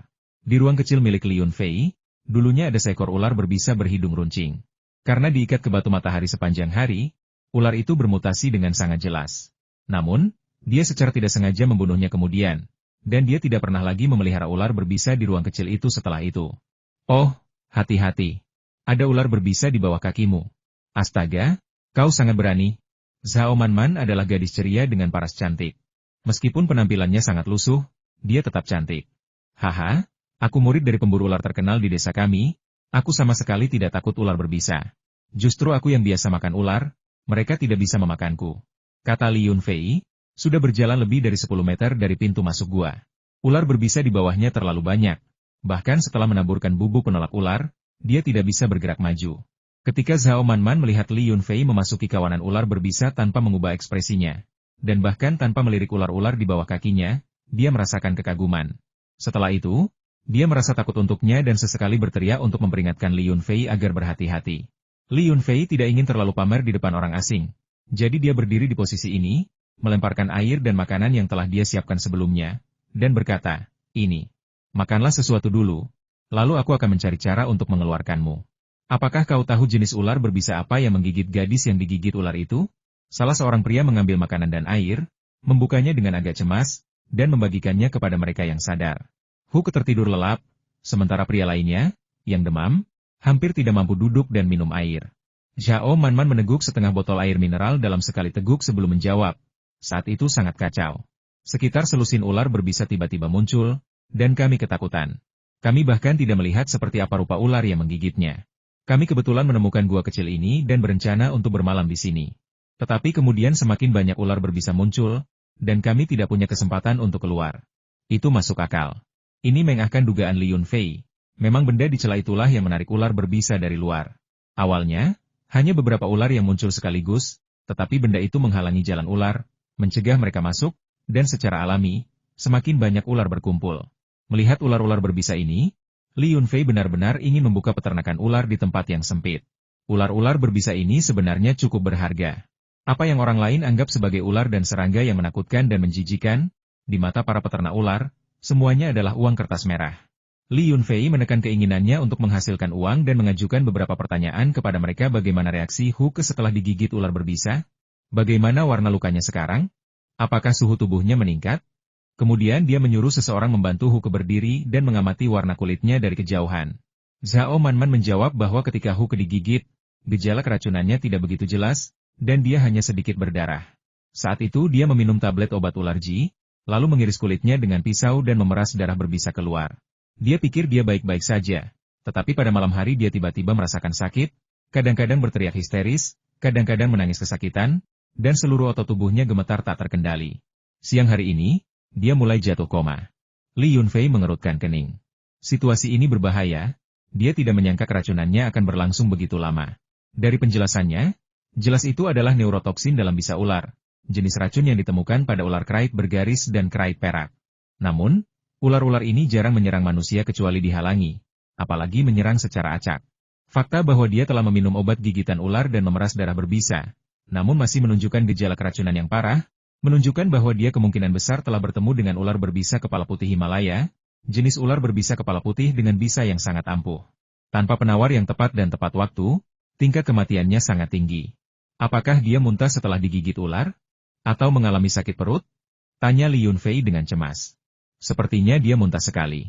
Saat itu, kami mengira itu karena dia tidak tahan makanan dingin. Setelah muntah, perutnya terus sakit, dan saya memijatnya sebentar. Apa yang terjadi? Apakah Anda tahu jenis ular berbisa apa yang menggigitnya? Desak Zhao Manman. Bukan apa-apa, hanya ular neurotoksik yang disebut ular berbisa berkepala putih, sejenis ular berbisa berkepala putih. Bisanya cukup kuat. Jika kita yakin itu ular jenis itu, kita harus menggunakan dosis yang lebih kuat. Kata Li Yunfei sambil mengeluarkan sebungkus obat ular dari sakunya. Itu adalah obat ular produksi pabrik obat ular King Long Li. Dia melemparkan salah satu botol dan berkata, "Keluarkan 15 pil dari dalam." Tidak, dia sudah diracuni terlalu lama, setidaknya 20. Berikan pil itu padanya dan lihat reaksinya. Oh, aku ingat sekarang. Di antara selusin ular berbisa itu, ada satu yang berkepala putih. Itu yang paling unik, dengan tubuh hitam berbintik-bintik oranye. Salah satu pria berseru dengan kesadaran yang tiba-tiba. Sekarang mereka benar-benar yakin dengan kemampuan Li Yunfei untuk mengobati racun ular. Dia bahkan berhasil menyimpulkan jenis ular yang menggigit Huke hanya dengan bertanya. Karena Huke kesulitan menelan, butuh banyak usaha untuk memberinya pil kecil itu. Ramuan ular milik keluarga Li diberikan kepada Huke dan langsung berefek. Namun, orang-orang yang terjebak di pintu masuk gua tidak terlalu gembira karena hari mulai gelap dan mereka masih belum tahu bagaimana cara keluar. Di ruang yang sangat sempit seperti itu, tempat makan, minum, dan buang air semuanya terjadi. Bahkan pemisahan antara pria dan wanita pun terlupakan pada saat kritis ini. Tetapi sekarang, karena ada harapan untuk keluar, tidak ada yang ingin lagi menanggung cobaan yang menyiksa ini. Untuk mengusir ular-ular itu, Li Yunfei mencoba membakar mereka dan menaburkan bubuk racun, bekerja tanpa lelah untuk waktu yang lama, tetapi ular-ular itu tetap tidak mau pergi. Karena putus asa, dia memanggil 2 burung Girfalcon dan memerintahkan mereka untuk menakut-nakuti ular-ular itu dengan panik. Ular dan elang adalah musuh alami. Ular berbisa ini tidak takut api atau bubuk mesiu, dan mereka langsung meringkuk ketakutan saat melihat Girfalcon raksasa. Meskipun beberapa ular berbisa ganas dan tidak tunduk pada Girfalcon, setelah beberapa ular raksasa, Para pengacau yang tersisa segera melarikan diri atau berpencar, dan dalam sekejap mata, pintu masuk gua, yang begitu ramai sehingga tidak mungkin menemukan tempat untuk berdiri, menjadi tenang. Para pendaki itu tercengang. Bahkan pria yang demam tinggi pun matanya berbinar dan berfantasi. Seandainya aku punya elang seperti itu, aku tidak akan takut dikelilingi ular berbisa saat berpetualang. Keren sekali. Elang jenis apa itu? Aku belum pernah melihat yang seperti ini sebelumnya. Bulunya putih bersih. Apakah diwarnai? Seru Zhao Manman dengan takjub. Pria itu, yang tampaknya merupakan penyelenggara kelompok pendakian dan petualangan, berkata, "Manman, jangan bicara omong kosong kalau kau tidak tahu. Ini adalah burung Girfalcon. Namun, ini pertama kalinya saya melihat burung Girfalcon sebesar ini. Tahun lalu, saya melihat video yang sangat populer di internet di mana seekor burung Girfalcon membantu pemiliknya memetik buah kesemek. Burung itu tampak putih bersih, tetapi burung Girfalcon dalam video itu tampaknya tidak sebesar ini." Girfalcon? Bukankah itu sangat mahal? Saya tadinya berpikir untuk membelinya untuk dipelihara sebagai hewan peliharaan, kata Zhao Manman dengan nada kecewa. Ini bukan hanya mahal, tapi sangat mahal. Yang biasa mungkin harganya puluhan ribu yuan, tapi yang seperti ini yang berkualitas tinggi seperti ini, Anda hampir tidak bisa membelinya bahkan dengan harga jutaan. Dalam sebuah video yang saya lihat tahun lalu, seseorang secara terbuka menawarkan harga 5 juta yuan di kolom komentar, dan diejek oleh para ahli yang mengatakan bahwa jenis Girfalcon putih murni ini sangat cerdas, Anda bahkan tidak boleh menyebutkannya dengan harga kurang dari 10 juta yuan. Sambil berbicara, pria itu tidak lupa memperkenalkan dirinya kepada Li Yunfei. Pria ini, bernama Fu Qiang, adalah orang yang sama yang dengan tenang menjelaskan situasi di dalam gua pada awalnya. Dia tidak memperkenalkan diri sebelumnya. Mungkin karena dia menganggap Li Yunfei hanyalah anggota tim pencarian dan penyelamatan biasa. Seseorang yang bisa dia ucapkan terima kasih dan beri sedikit uang nanti. Dan itu tidak perlu dikenal lebih dalam. Namun, Li Yunfei tampaknya bukan anggota tim pencarian dan penyelamatan biasa. Ia tidak hanya sangat tenang, tetapi keterampilan medisnya juga tampak luar biasa. Yang mengejutkan semua orang, ia memanggil 2 Girfalcon berkualitas tinggi hanya dengan 1 siulan. Memiliki Girfalcon kaliber ini akan membuat seseorang menjadi tokoh terkemuka dimanapun, karena jika Girfalcon berkembang biak secara normal, mereka akan menjadi harta karun yang tak habis-habisnya, membuat seseorang menjadi jutawan hanya dalam beberapa tahun. Li Yunfei tidak tahu apa yang dipikirkan orang lain, tetapi bahkan jika dia tahu, dia tetap akan merasa frustrasi.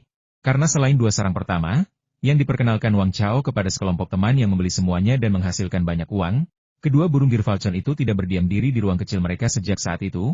Mereka tidak rajin membangun sarang mereka, tetapi mereka tidak bertelur lagi atau mulai menetaskan Girfalcon baru. Qian Liunfei tidak terlalu mempermasalahkannya, tetapi dia tidak dapat menemukan alasannya.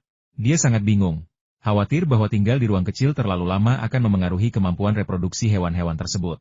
Keduanya hanya bertukar beberapa kata sopan dan membawa pria yang terluka itu keluar dari gua kecil sebelum sempat berbasa-basi lagi. Pria yang demam itu bisa berjalan dengan sedikit bantuan.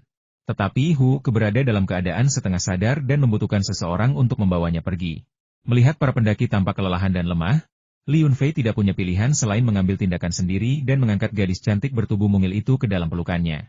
Meskipun agak gemuk, ia sangat ringan, hanya sekitar 50 kg. Di mata seorang kultivator seperti Li Yunfei, yang memiliki kekuatan untuk memindahkan gunung dan sungai, ia tidak berbeda dengan sehelai bulu. Ia dengan mudah membawanya ke tempat yang aman. Daerah itu berjarak sekitar 2 mil dari gua tempat ular berbisa berkeliaran, dan medannya relatif datar, cocok untuk mendirikan kemah. Setelah menemukan para pendaki yang hilang, Li Yunfei tahu dia tidak bisa turun gunung lagi. Dia menulis sebuah catatan, memasukkannya ke dalam tabung bambu, dan mengirim Hai Dongqing untuk mengantarkannya, memberitahu Fei Guoqiang dan yang lainnya bahwa dia telah menemukan para pendaki yang hilang dan akan menginap di gunung malam itu. Dia menyuruh mereka untuk tidak khawatir dan menunggunya di kaki gunung keesokan harinya. Kemudian, di akhir catatan, Fei Guoqiang diinstruksikan untuk menembakkan suar sinyal untuk menunjukkan penerimaan. Kurang dari 2 menit setelah Girfalcon dilepaskan, suar sinyal tim eksplorasi diterima, membuat semua orang merasa tenang. Untuk makan malam, Li Yunfei memasak sepanci bubur daging untuk semua orang, menambahkan sayuran liar dan jamur segar. Karena khawatir para pemuda kaya dan bangsawan ini mungkin tidak nafsu makan, ia juga mencampurkan beberapa bahan dari dimensi ruangnya. Kekhawatiran Li Yunfei sama sekali tidak beralasan. Selain Huke, yang masih dalam keadaan setengah sadar, keempat orang lainnya, termasuk pria yang demamnya belum reda, melahap habis sepanci bubur daging itu. Kemudian, seperti anak-anak, mereka bersendawa dan berseru, "Aku mau lagi, bisakah kau masak sepanci lagi?" Api unggun menyala terang, dan kelompok itu dalam suasana hati yang baik. Kecuali Huke, yang setengah sadar dan tidak dapat berbicara, semua orang telah makan dan minum sampai kenyang. Mengingat bahaya yang mereka hadapi di sepanjang jalan, mereka menyadari betapa menakutkannya hal itu. Seperti yang Li Yunfei duga, ketika mereka sampai di persimpangan jalan di gunung, mereka melihat bunga-bunga liar yang indah di anak tangga lereng bukit dan ingin mengambil beberapa foto. Saat mengambil foto Huke, dia tanpa sengaja jatuh ke ladang bunga di anak tangga pertama. Selain terkejut, dia tidak terluka dan tidak merasakan sakit apapun. Yang lain, melihat betapa menyenangkannya, meluncur turun, mengambil beberapa foto, dan bersenang-senang. Tetapi karena terlalu gembira, Zhao Manman jatuh ke lapisan bunga kedua, dan tanpa berpikir panjang, semua orang melompat turun untuk mengejarnya. Ketika mereka mencoba memanjat kembali, mereka merasa sangat sulit. Bahkan setelah menyingkirkan banyak bunga liar dan gulma, mereka tetap tidak bisa naik kembali. Satu langkah salah akan berujung pada langkah salah lainnya. Jadi mereka mengertakkan gigi dan terus menuruni bukit. Untungnya, tidak ada batu tajam dan tidak rata di sini. Jika tidak, mereka tidak akan pernah berhasil keluar dari jalan berlumpur yang panjang dan penuh dengan lintah serta serangga beracun itu. Saat Li Yunfei mendengarkan penjelasan mereka tentang apa yang telah terjadi, dia benar-benar khawatir terhadap mereka. Untungnya, mereka memiliki beberapa pengalaman bertahan hidup di alam liar. Jika tidak, ular berbisa dan serangga saja sudah bisa membunuh mereka. Li Yunfei sesekali menyela dengan satu atau dua kata. Tetapi sebagian besar waktunya ia mengamati perubahan pada Huke. Ia menyentuh dahinya. Masih agak panas, tetapi terlihat jelas keringat, jadi demamnya mungkin sudah mereda. Sebenarnya, cukup beruntung dia bisa bertahan hidup selama ini setelah diracuni oleh ular berkepala putih Himalaya. Li Yunfei, khawatir racunnya terlalu dalam dan menyebabkan efek samping yang tragis, diam-diam memberinya setetes sari air mata air saat tidak ada yang melihat cara paling efektif untuk mendetoksifikasi dan menghilangkan racun. Pertemuan adalah takdir, tidak perlu pelit dengan setetes pun saripati mata air spasial dan menghancurkan sebuah kehidupan. Lagi pula, saripati mata air spasial itu berlimpah. Saat Li Yunfei menyentuh dahinya, kelopak mata Huke berkedut beberapa kali, bulu matanya berkedip, seolah ingin membuka matanya. Namun, pada akhirnya ia tidak memiliki kekuatan untuk membukanya, dan napasnya menjadi semakin cepat. Jangan takut, kamu aman sekarang. Aku sudah memberimu obat. Begitu kamu bangun, bisa ular itu akan hilang, dan kamu akan pulih sepenuhnya tanpa efek samping apapun. Apakah kamu lapar? Tanya Li Yunfei, wajahnya memerah mendengar suara perutnya berbunyi. Li Yunfei terkekeh dalam hati. Ia tidak menyadari gadis cantik ini begitu mudah malu.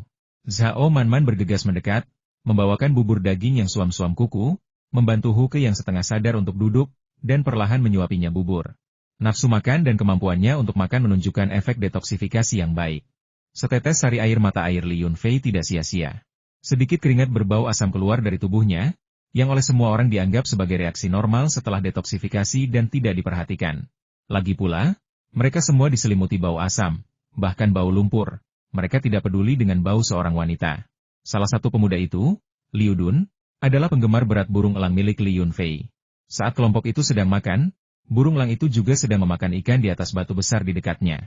Liu Dun mencoba mendekat, tetapi setelah diperingatkan oleh teriakan keras burung elang itu, dia tidak berani mendekat lagi, karena burung elang itu, dengan sayapnya yang terbentang, sudah menunjukkan tanda-tanda akan menyerang.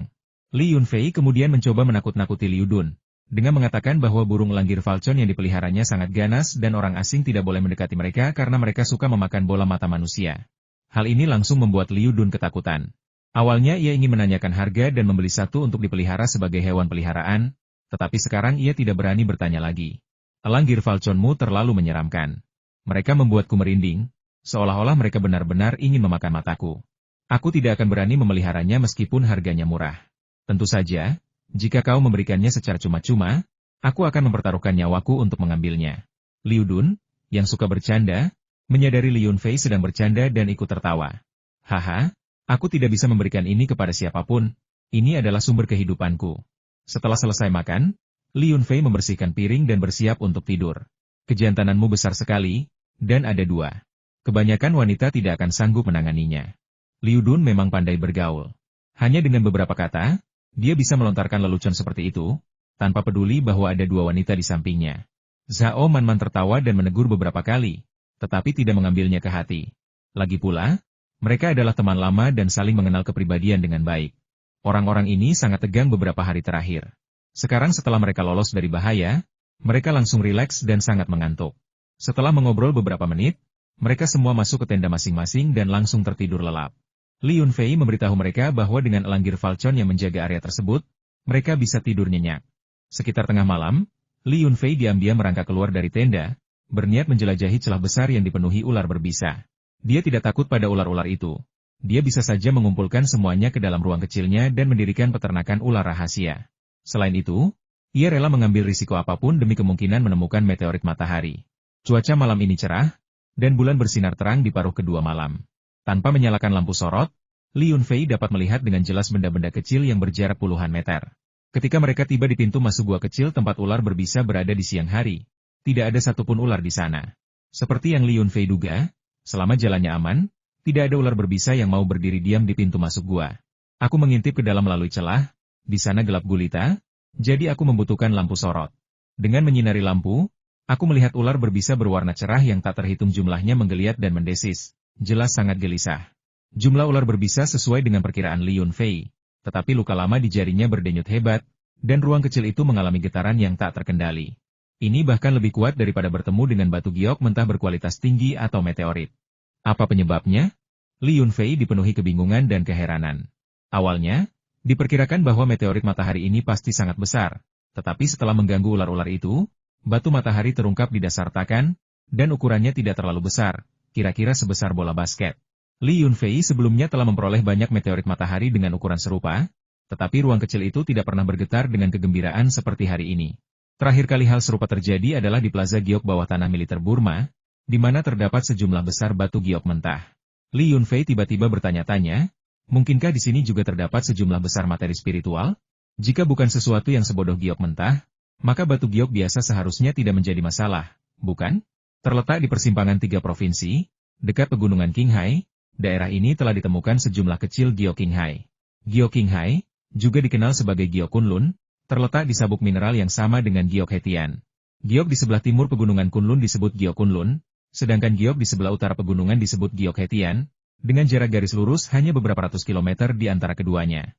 Giok Kunlun memiliki butiran halus, elegan, dan menyegarkan, dengan kandungan minyak yang baik dan transparansi tinggi. Meskipun harganya di pasar domestik tidak setinggi giok Hetian, aura mitologisnya yang unik memberikan makna khusus dalam dunia kultivasi spiritual.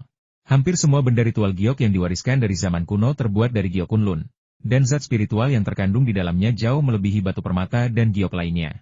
Li Yunfei menahan kegembiraannya dan dengan hati-hati mengamati celah itu.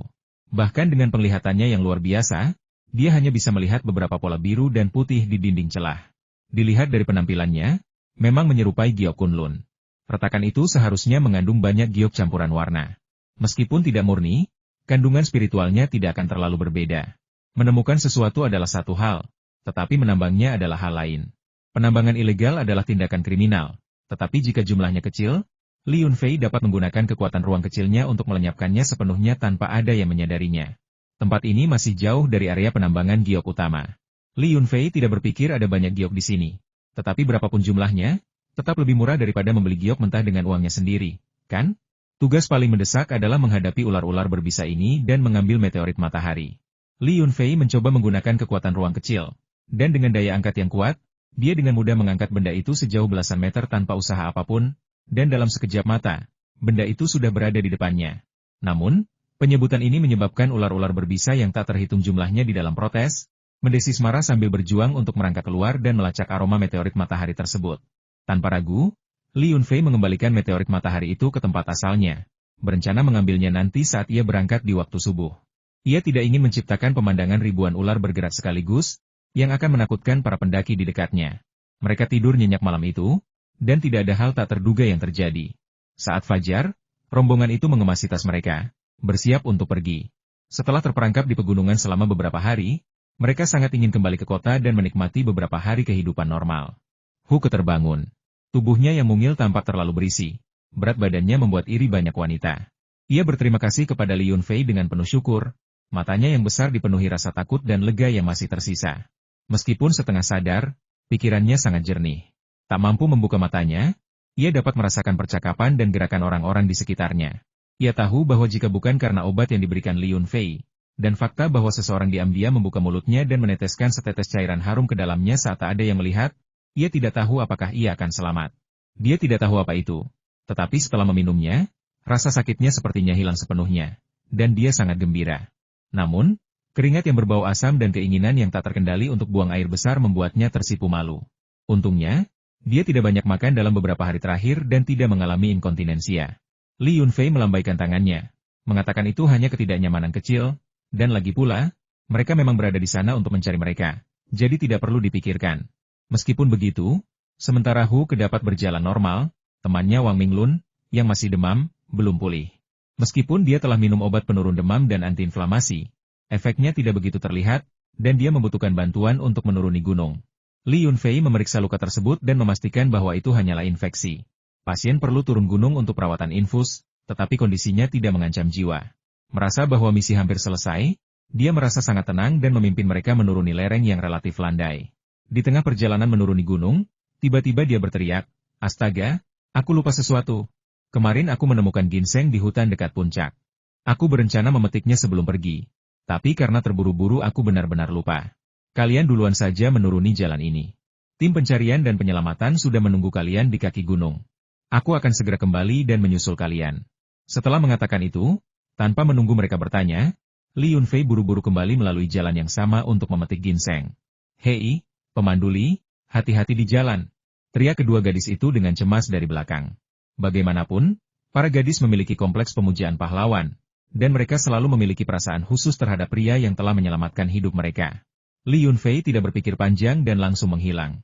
Setelah sampai di puncak gunung, ia mengambil meteorit matahari, mengabaikan ular-ular berbisa yang ganas dan mengamuk.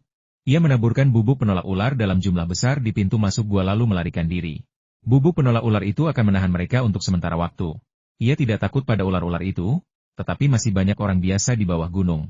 Namun, Li Yunfei tidak membiarkan ruang kecil itu menyerap batu matahari ini secara langsung. Sebaliknya, ia membungkusnya dengan beberapa lapis kain kanvas sebelum memasukkannya ke dalam ruang kecil tersebut. Kali ini, batu itu tidak diasimilasi dan diserap oleh matahari kecil di langit. Batu itu dengan aman dikembalikan ke gudang anggur.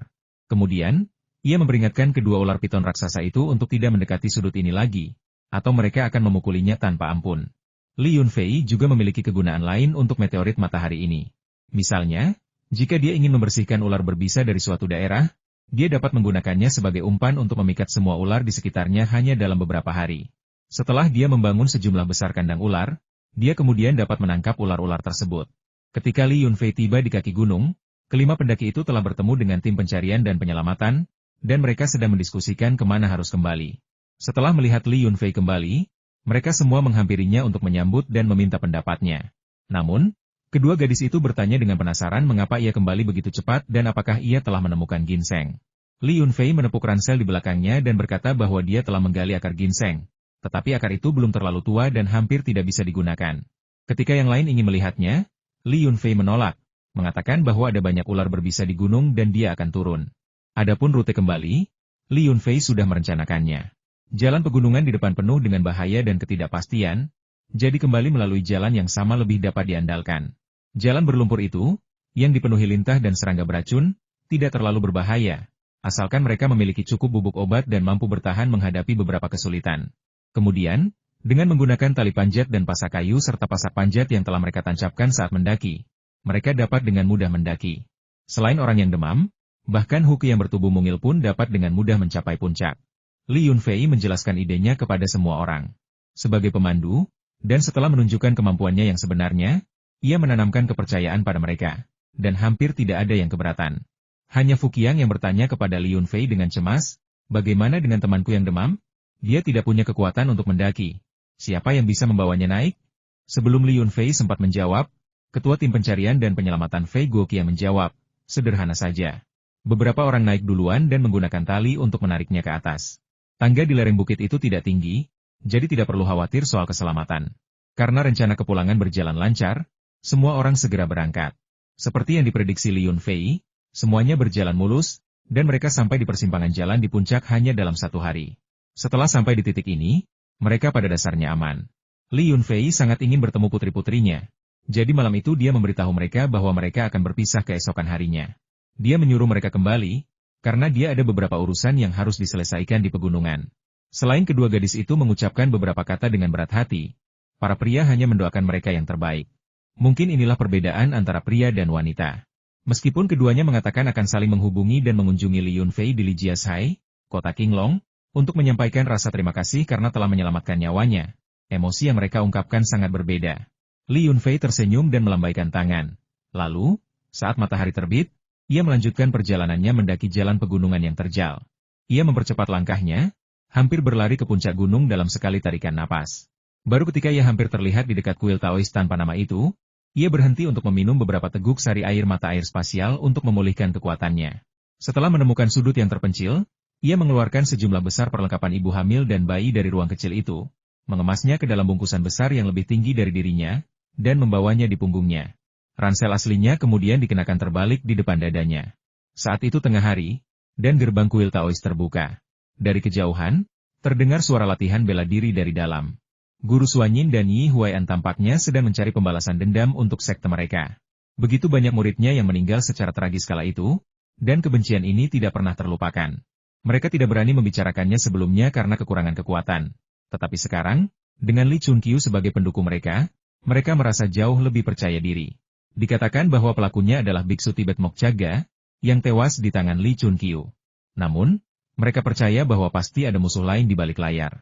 Selama kebenaran ditemukan, mereka tidak boleh membiarkannya lolos, agar dapat menenangkan arwah rekan-rekan murid mereka yang telah meninggal secara tragis. Li Yunfei selalu ingin menemukan kesempatan untuk menyampaikan beberapa catatan pencerahan Taois Lingsu kepada mereka, tetapi dia belum memiliki kesempatan. Tingkat kultivasinya tidak tinggi, dan jika dia menyampaikan beberapa prinsip mendalam kepada orang-orang ini, itu hanya akan menimbulkan kecurigaan. Namun, dia memiliki seorang kakek yang merupakan guru spiritual, jadi dia dapat mengaitkan alasan-alasan yang tidak dapat dijelaskan kepada kakeknya. Li Yunfei memasuki kuil Taois dan hanya melihat sekitar 20 pendeta Taois muda berlatih seni bela diri di halaman. Dia tidak melihat guru Suanyin atau Yi Huai'an. Michelle juga tidak ada di sana. Dia seharusnya berada di halaman belakang untuk menghindari mengganggu istirahat anak-anak. Saat Li Yunfei melewati kuil Tiga Dewa, ia melihat dua pria asing sedang mengambil foto. Ia melirik mereka dan langsung menyadari bahwa mereka bukanlah orang biasa. Mereka memancarkan aura yang kuat. Pikiran pertama Li Yunfei adalah organisasi kepala bawang telah menemukan mereka. Khawatir akan keselamatan ibu dan anak perempuan itu, ia bergegas ke halaman belakang. Dua pria asing yang sedang mengambil gambar itu terkejut. Mereka saling bertukar pandang, ekspresi mereka berubah drastis, dan mereka buru-buru mengikuti. Salah satu dari mereka berseru, "Ya Tuhan, dia terlalu cepat. Dalam 2 hari saya berada di Tiongkok, saya telah melihat terlalu banyak ahli yang menakutkan. Untungnya, kami tidak memilih pendekatan yang sulit." Sialan, orang ini tampak sangat familiar, seperti Li Yunfei. Ya Tuhan, apa yang dia lakukan di sini? Dalam penilaian organisasi kita, dia sudah dianggap sebagai orang yang sangat berbahaya. Hentikan dia dengan cepat, jangan biarkan dia mengganggu urusan Diaken. Seorang pria asing lainnya juga berteriak panik, mengejar dari belakang. Di ruang penerimaan di halaman belakang, Master Suanyin, Yi Huai'an, dan Michelle, sambil menggendong anak mereka, berhadapan dengan 2 orang asing. Orang asing itu adalah seorang pria dan seorang wanita. Pria itu, yang tampak seperti seorang bos perusahaan, berusia 40-an, berpakaian sangat elegan, dan memiliki janggut yang rapi. Wanita itu, yang tampak seperti seorang asisten, berusia sekitar 30 tahun, cantik dan cakap, memegang buku catatan dan menerjemahkan sesuatu sambil mencatat kata-kata penting. Mereka tidak tampak seperti pembuat onar. Sebaliknya, mereka terlihat seperti elit bisnis yang terlibat dalam negosiasi. Mendengar teriakan khawatir Li Yunfei, wajah Michelle berseri-seri karena terkejut, dan tubuhnya yang tegang tanpa alasan yang jelas menjadi rileks. Dengan prianya di sini, dia bisa mengandalkannya untuk segalanya. Dia tidak perlu lagi takut akan ancaman asosiasi kepala bawang. Li Yunfei bergegas masuk ruang penerimaan. Tetapi alih-alih perkelahian yang menegangkan, ia mendapati semua orang duduk tegak, membicarakan sesuatu dengan ekspresi serius. Michelle berdiri sambil menggendong putrinya, dan tidak ada yang menghentikannya, menunjukkan bahwa kebebasan pribadinya tidak dibatasi. Putrinya, Chloe, sangat pintar dan benar-benar mengingat suaranya. Begitu mendengar Li Yunfei berbicara, dia langsung membuka matanya dan tertawa kecil padanya. "Sayangku, ibu sangat merindukanmu." Li Yunfei menggendong putrinya seolah tak ada orang lain di sekitarnya dan mencium wajah mungilnya beberapa kali. Bayi berusia 1 bulan biasa tidak akan pernah bisa meluruskan lehernya dan mengangkat kepalanya. Chloe telah makan banyak makanan enak di dalam kandungan, dan setelah lahir, ia pasti telah meminum banyak sari air dari mata air spasial. Ia praktis seperti monster kecil. Ia mengangkat kepala kecilnya dan mengulurkan kedua tangannya yang putih dan lembut untuk meraih hidung Li Yunfei. Li Yunfei tertawa terbahak-bahak. Putrinya mencubitnya cukup keras, tetapi dia sangat bahagia. Setelah mencium putrinya, dia mencium Michelle. Tidak ada jalan lain. Begitu Anda memiliki seorang putri, Anda harus mengesampingkan istri Anda. Kecemburuan tidak ada gunanya. Keluarga ini sangat mesra, tidak memperhatikan orang-orang di sekitar mereka, membuat orang-orang di dekatnya merasa agak canggung. Kakek Michelle, Yi Huai'an, batuk beberapa kali, tetapi tidak ada yang memperhatikannya. Jadi dia merasa kesal dan hanya minum tehnya. Pria tua ini, meskipun telah menghabiskan sebagian besar hidupnya di Prancis, memiliki kepribadian yang sangat kuno dan selalu tidak menyukai gaya romantis orang Prancis. Yun sayangku, apa yang kau bawa di punggungmu? Apa kau tidak lelah? Turunkan dulu. Setelah bersikap penuh kasih sayang beberapa saat, Michelle menyadari bahwa Li Yunfei membawa tas besar yang lebih tinggi dari orang dewasa. Ini semua barang-barang yang mungkin kau butuhkan. Aku khawatir kau akan kesulitan jika tidak memilikinya di gunung. Apa yang terjadi? Apa yang coba dilakukan orang asing ini? Kata Li Yunfei, sambil dengan santai melemparkan tas besar berisi barang-barang ke sudut ruang tamu. Dia juga melemparkan ransel di dadanya ke samping. Toh tidak ada barang penting di dalamnya. Barang-barang yang benar-benar penting semuanya ada di ruang penyimpanan kecilnya. Li Yunfei tidak memandang ramah orang-orang asing itu, tetapi tanpa sengaja ia juga menyebut Michelle dalam hinaannya. Namun, Michelle sama sekali tidak keberatan. Tersenyum sambil menatap suaminya dan menjelaskan, "Ini Tuan Louis, dekan Departemen Urusan Luar Negeri Organisasi Onion Head. Dia datang ke kuil Taois kami kemarin, mengatakan bahwa dia ingin bernegosiasi dengan saya, meminta saya untuk menyerahkan potongan kecil meteorit matahari itu, dan bahwa dia akan memberi saya kompensasi dan melupakan dendam masa lalu. Dia berbicara cukup sopan, tetapi sikapnya agak mendominasi dan agresif, seolah-olah dia akan membawa Chloe pergi jika saya tidak setuju." Hah? Li Yunfei sangat marah mendengar ini. Sialan, bajingan ini terlihat begitu terhormat, namun dia berani mengancam Michelle dengan putrinya. "Kau ingin mengambil putriku? Berdiri dan bicara." Louis tampak meremehkan, ekspresinya dipenuhi dengan penghinaan. Dia tetap duduk di kursinya, mengangkat bahu sambil berkata, "Kau pasti Li Yunfei. Aku tahu kau punya beberapa kemampuan, tapi aku sarankan kau tenang. Rencana yang kuusulkan sudah cukup lunak. Jika kita benar-benar menginginkan pertumpahan darah, apa yang kau lihat sekarang pasti sudah berupa tumpukan mayat. Kau berani." Mata Li Yunfei membelalak, seketika dipenuhi niat membunuh. Kekuatan ruang kecil itu meledak, melumpuhkannya. Dengan satu tendangan, dia melemparkan kursi dan pria itu lebih dari 10 meter jauhnya, menabrak sudut dinding dengan keras. Kursi kayu tebal dan kokoh itu hancur menjadi debu, dan Louis, meskipun memiliki keterampilan, terpaku di tempatnya, bahkan tidak mampu berdiri. Asisten wanita itu menutup mulutnya karena ngeri dan berteriak dengan suara gemetar, "Ya Tuhan, jangan gegabah, Tuan Li, jangan sakiti diaken kami, ini salah paham. Carlo, kau harus segera menghentikannya." Dua pria asing yang mengejar Li Yunfei sudah berada di depan pintu. Mereka mengejarnya dengan cepat, tetapi ketika sampai di pintu, mereka melihat Li Yunfei sedang bermain dengan bayi dan tidak berniat menyakiti siapapun. Jadi mereka tidak langsung masuk, karena takut mengganggu perundingan Diaken. Namun siapa sangka Li Yunfei akan berbalik melawan mereka begitu cepat, langsung mengalahkan Diaken Louis. Diaken itu, yang kemampuan bertarungnya jauh melampaui mereka. Bahkan orang sehebat itu pun tak mampu menandingi Li Yunfei. Mereka sudah kehilangan kepercayaan diri bahkan sebelum mereka bergerak. Carlo masih terus maju. Tetapi Li Yunfei sudah mencengkeram leher Louis dan memegangnya seperti anak ayam, mengendalikannya sepenuhnya. Dia berkata kepada kedua pria yang maju, "Saya jamin jika kalian bergerak, bajingan yang berani mengancam putri saya ini akan langsung hancur berkeping-keping." "Tidak, tidak. Jangan bertindak impulsif, kami tidak berniat mengambil tindakan. Sungguh, kami datang untuk bernegosiasi dengan Nona Michelle dengan tujuan perdamaian. Diaken kita adalah orang baik. Kita bisa membicarakannya. Tolong jangan bertindak impulsif. Saya rasa pasti ada kesalahpahaman di antara kita." Kedua pria asing itu, yang merasa terancam oleh Li Yunfei, bahkan mengangkat tangan mereka, menandakan bahwa mereka tidak akan menyentuhnya. Li Yunfei mencibir, meraih Louis yang terkejut, dan berkata dengan nada menghina, "Aku sangat berharap kau bertindak impulsif, agar aku punya alasan untuk membunuhmu. Baiklah, aku akan mengampuni nyawa kalian karena putriku sangat bahagia hari ini. Jika kalian menginginkan batu matahari di tangan Michelle, kalian bisa menetapkan harga untuk menukarnya. Tetapi jika kalian berani mengancam keluargaku lagi, aku akan membuat kalian menghilang tanpa jejak." Setelah berbicara, Li Yunfei melemparkan Louis ke depan kedua pria asing itu, tanpa menunjukkan niat untuk mendominasi mereka. Kepercayaan dirinya yang kuat berasal dari keyakinan mutlak pada kemampuannya sendiri. Di sini, ia tidak perlu bersikap rendah hati, karena ia ingin memberi Michelle rasa aman yang kuat. Sambil menggendong putrinya di satu tangan, Li Yunfei dengan mudah mengalahkan lawan tangguh seperti Louis, sepenuhnya mengkonfirmasi kecurigaan organisasi Onion Head dia benar-benar seorang master tersembunyi. Jadi terakhir kali di pegunungan, mengarahkan pistol ke Li Yunfei sebagai pemandu mereka adalah tindakan bunuh diri. Tidak heran mereka dibantai. Louis batuk darah dan akhirnya bisa berbicara. Sialan. Itu serangan mendadak, tidak ada sopan santun sama sekali. Oke, aku akui kau punya beberapa trik, berhasil menahanku. Apakah itu semacam kekuatan super? Kenapa aku belum pernah mendengarnya sebelumnya? Kali ini giliran Li Yunfei yang mencibir padanya. CK. Apa yang kalian orang asing tahu tentang kultivasi? Ketika leluhur kami berkultivasi, kalian masih telanjang di atas pohon berkelahi dengan monyet memperebutkan buah persik. Sistem kultivasi kalian berantakan.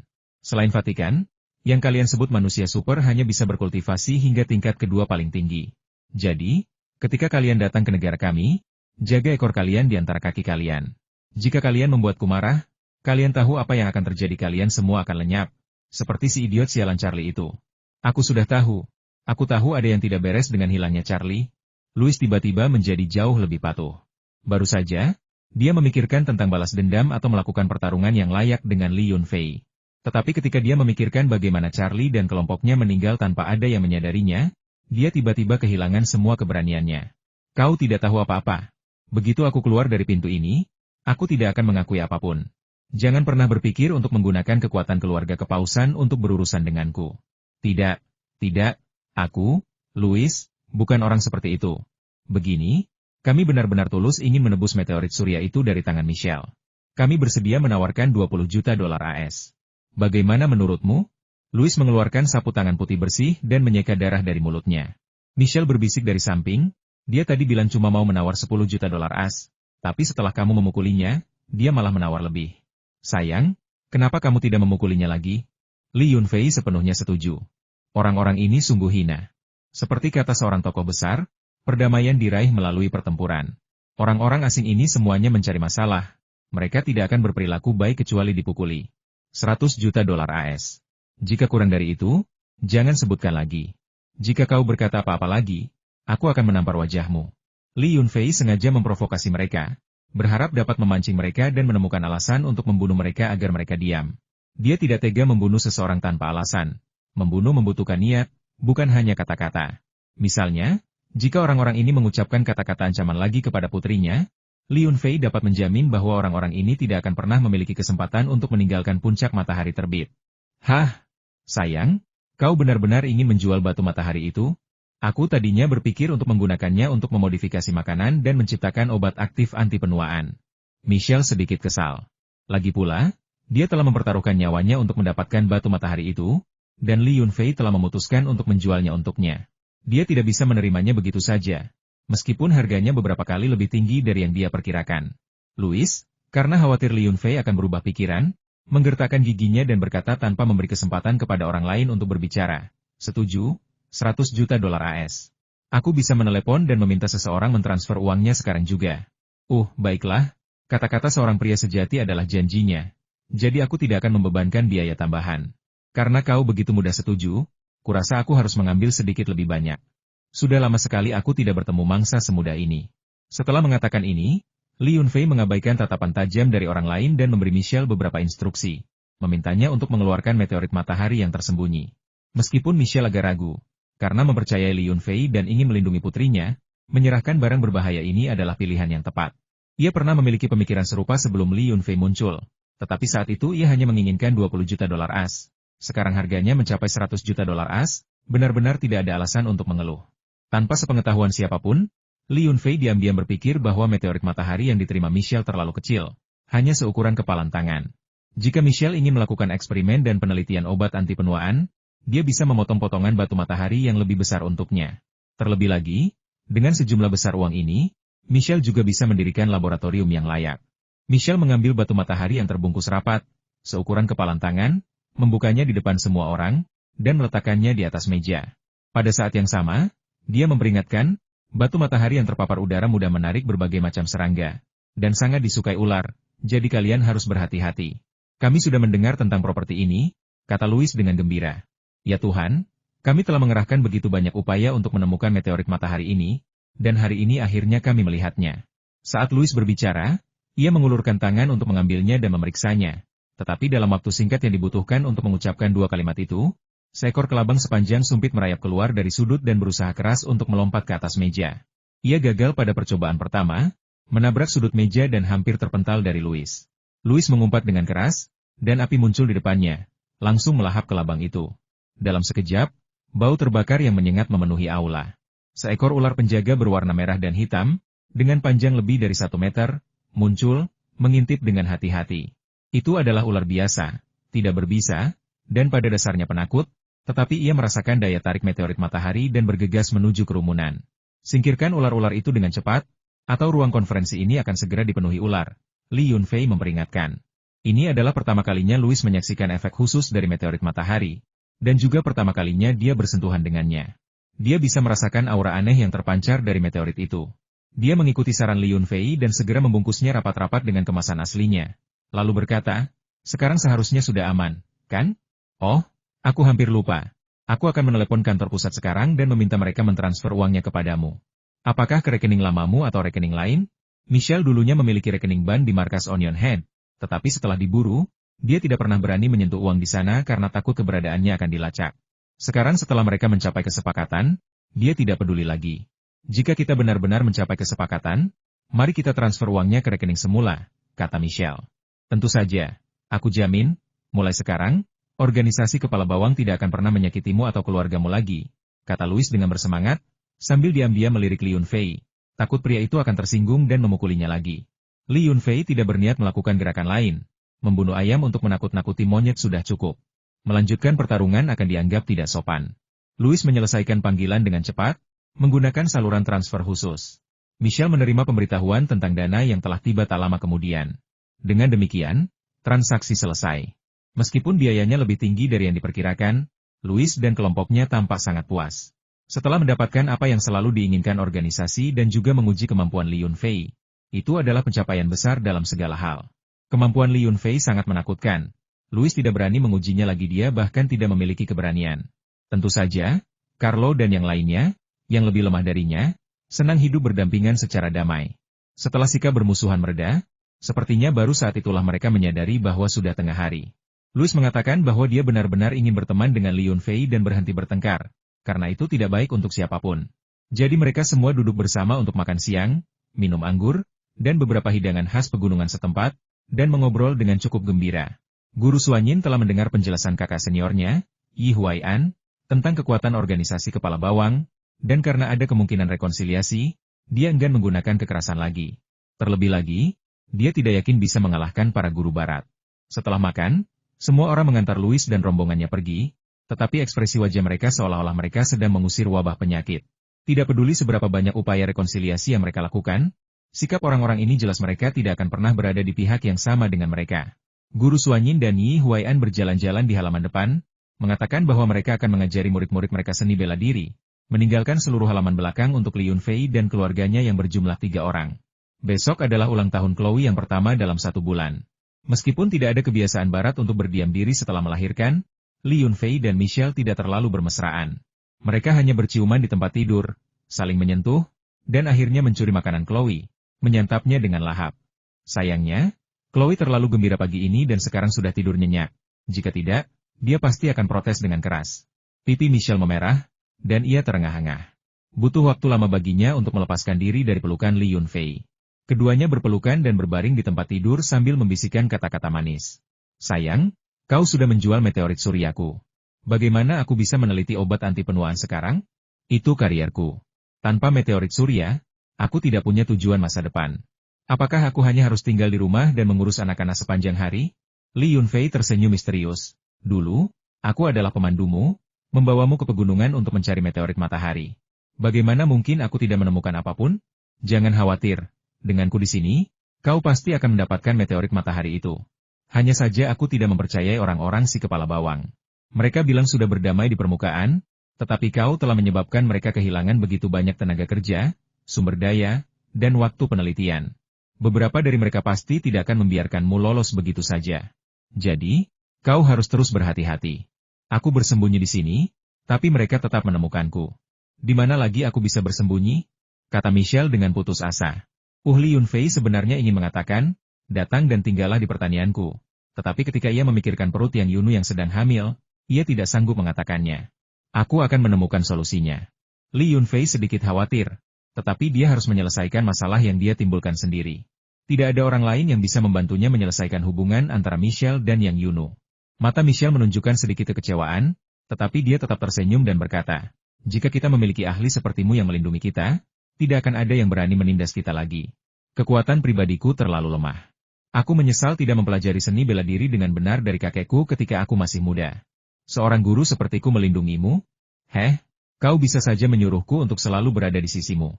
Tapi Yunu masih hamil, dan aku tidak bisa meninggalkannya terlalu lama. Jadi, aku ditakdirkan untuk bolak-balik, jadi mohon bersabarlah. Tapi jika kau ingin mencari seorang guru, aku mungkin bisa menemukan satu atau dua. Tapi mereka mungkin bukan manusia. Aku tidak tahu apakah kau bisa menerima itu? Li Yunfei berpikir sejenak dan memutuskan untuk menguji Michelle untuk melihat seberapa besar penerimaannya terhadap alien sebagai pengawal. Kedua ular piton ruang angkasa raksasa itu telah berubah menjadi monster dan jarang menunjukkan diri. Tetapi untuk melindungi Michelle dan putrinya, Li Yunfei tidak takut mengambil risiko. Bagaimanapun, keselamatan putri dan wanitanya adalah yang terpenting.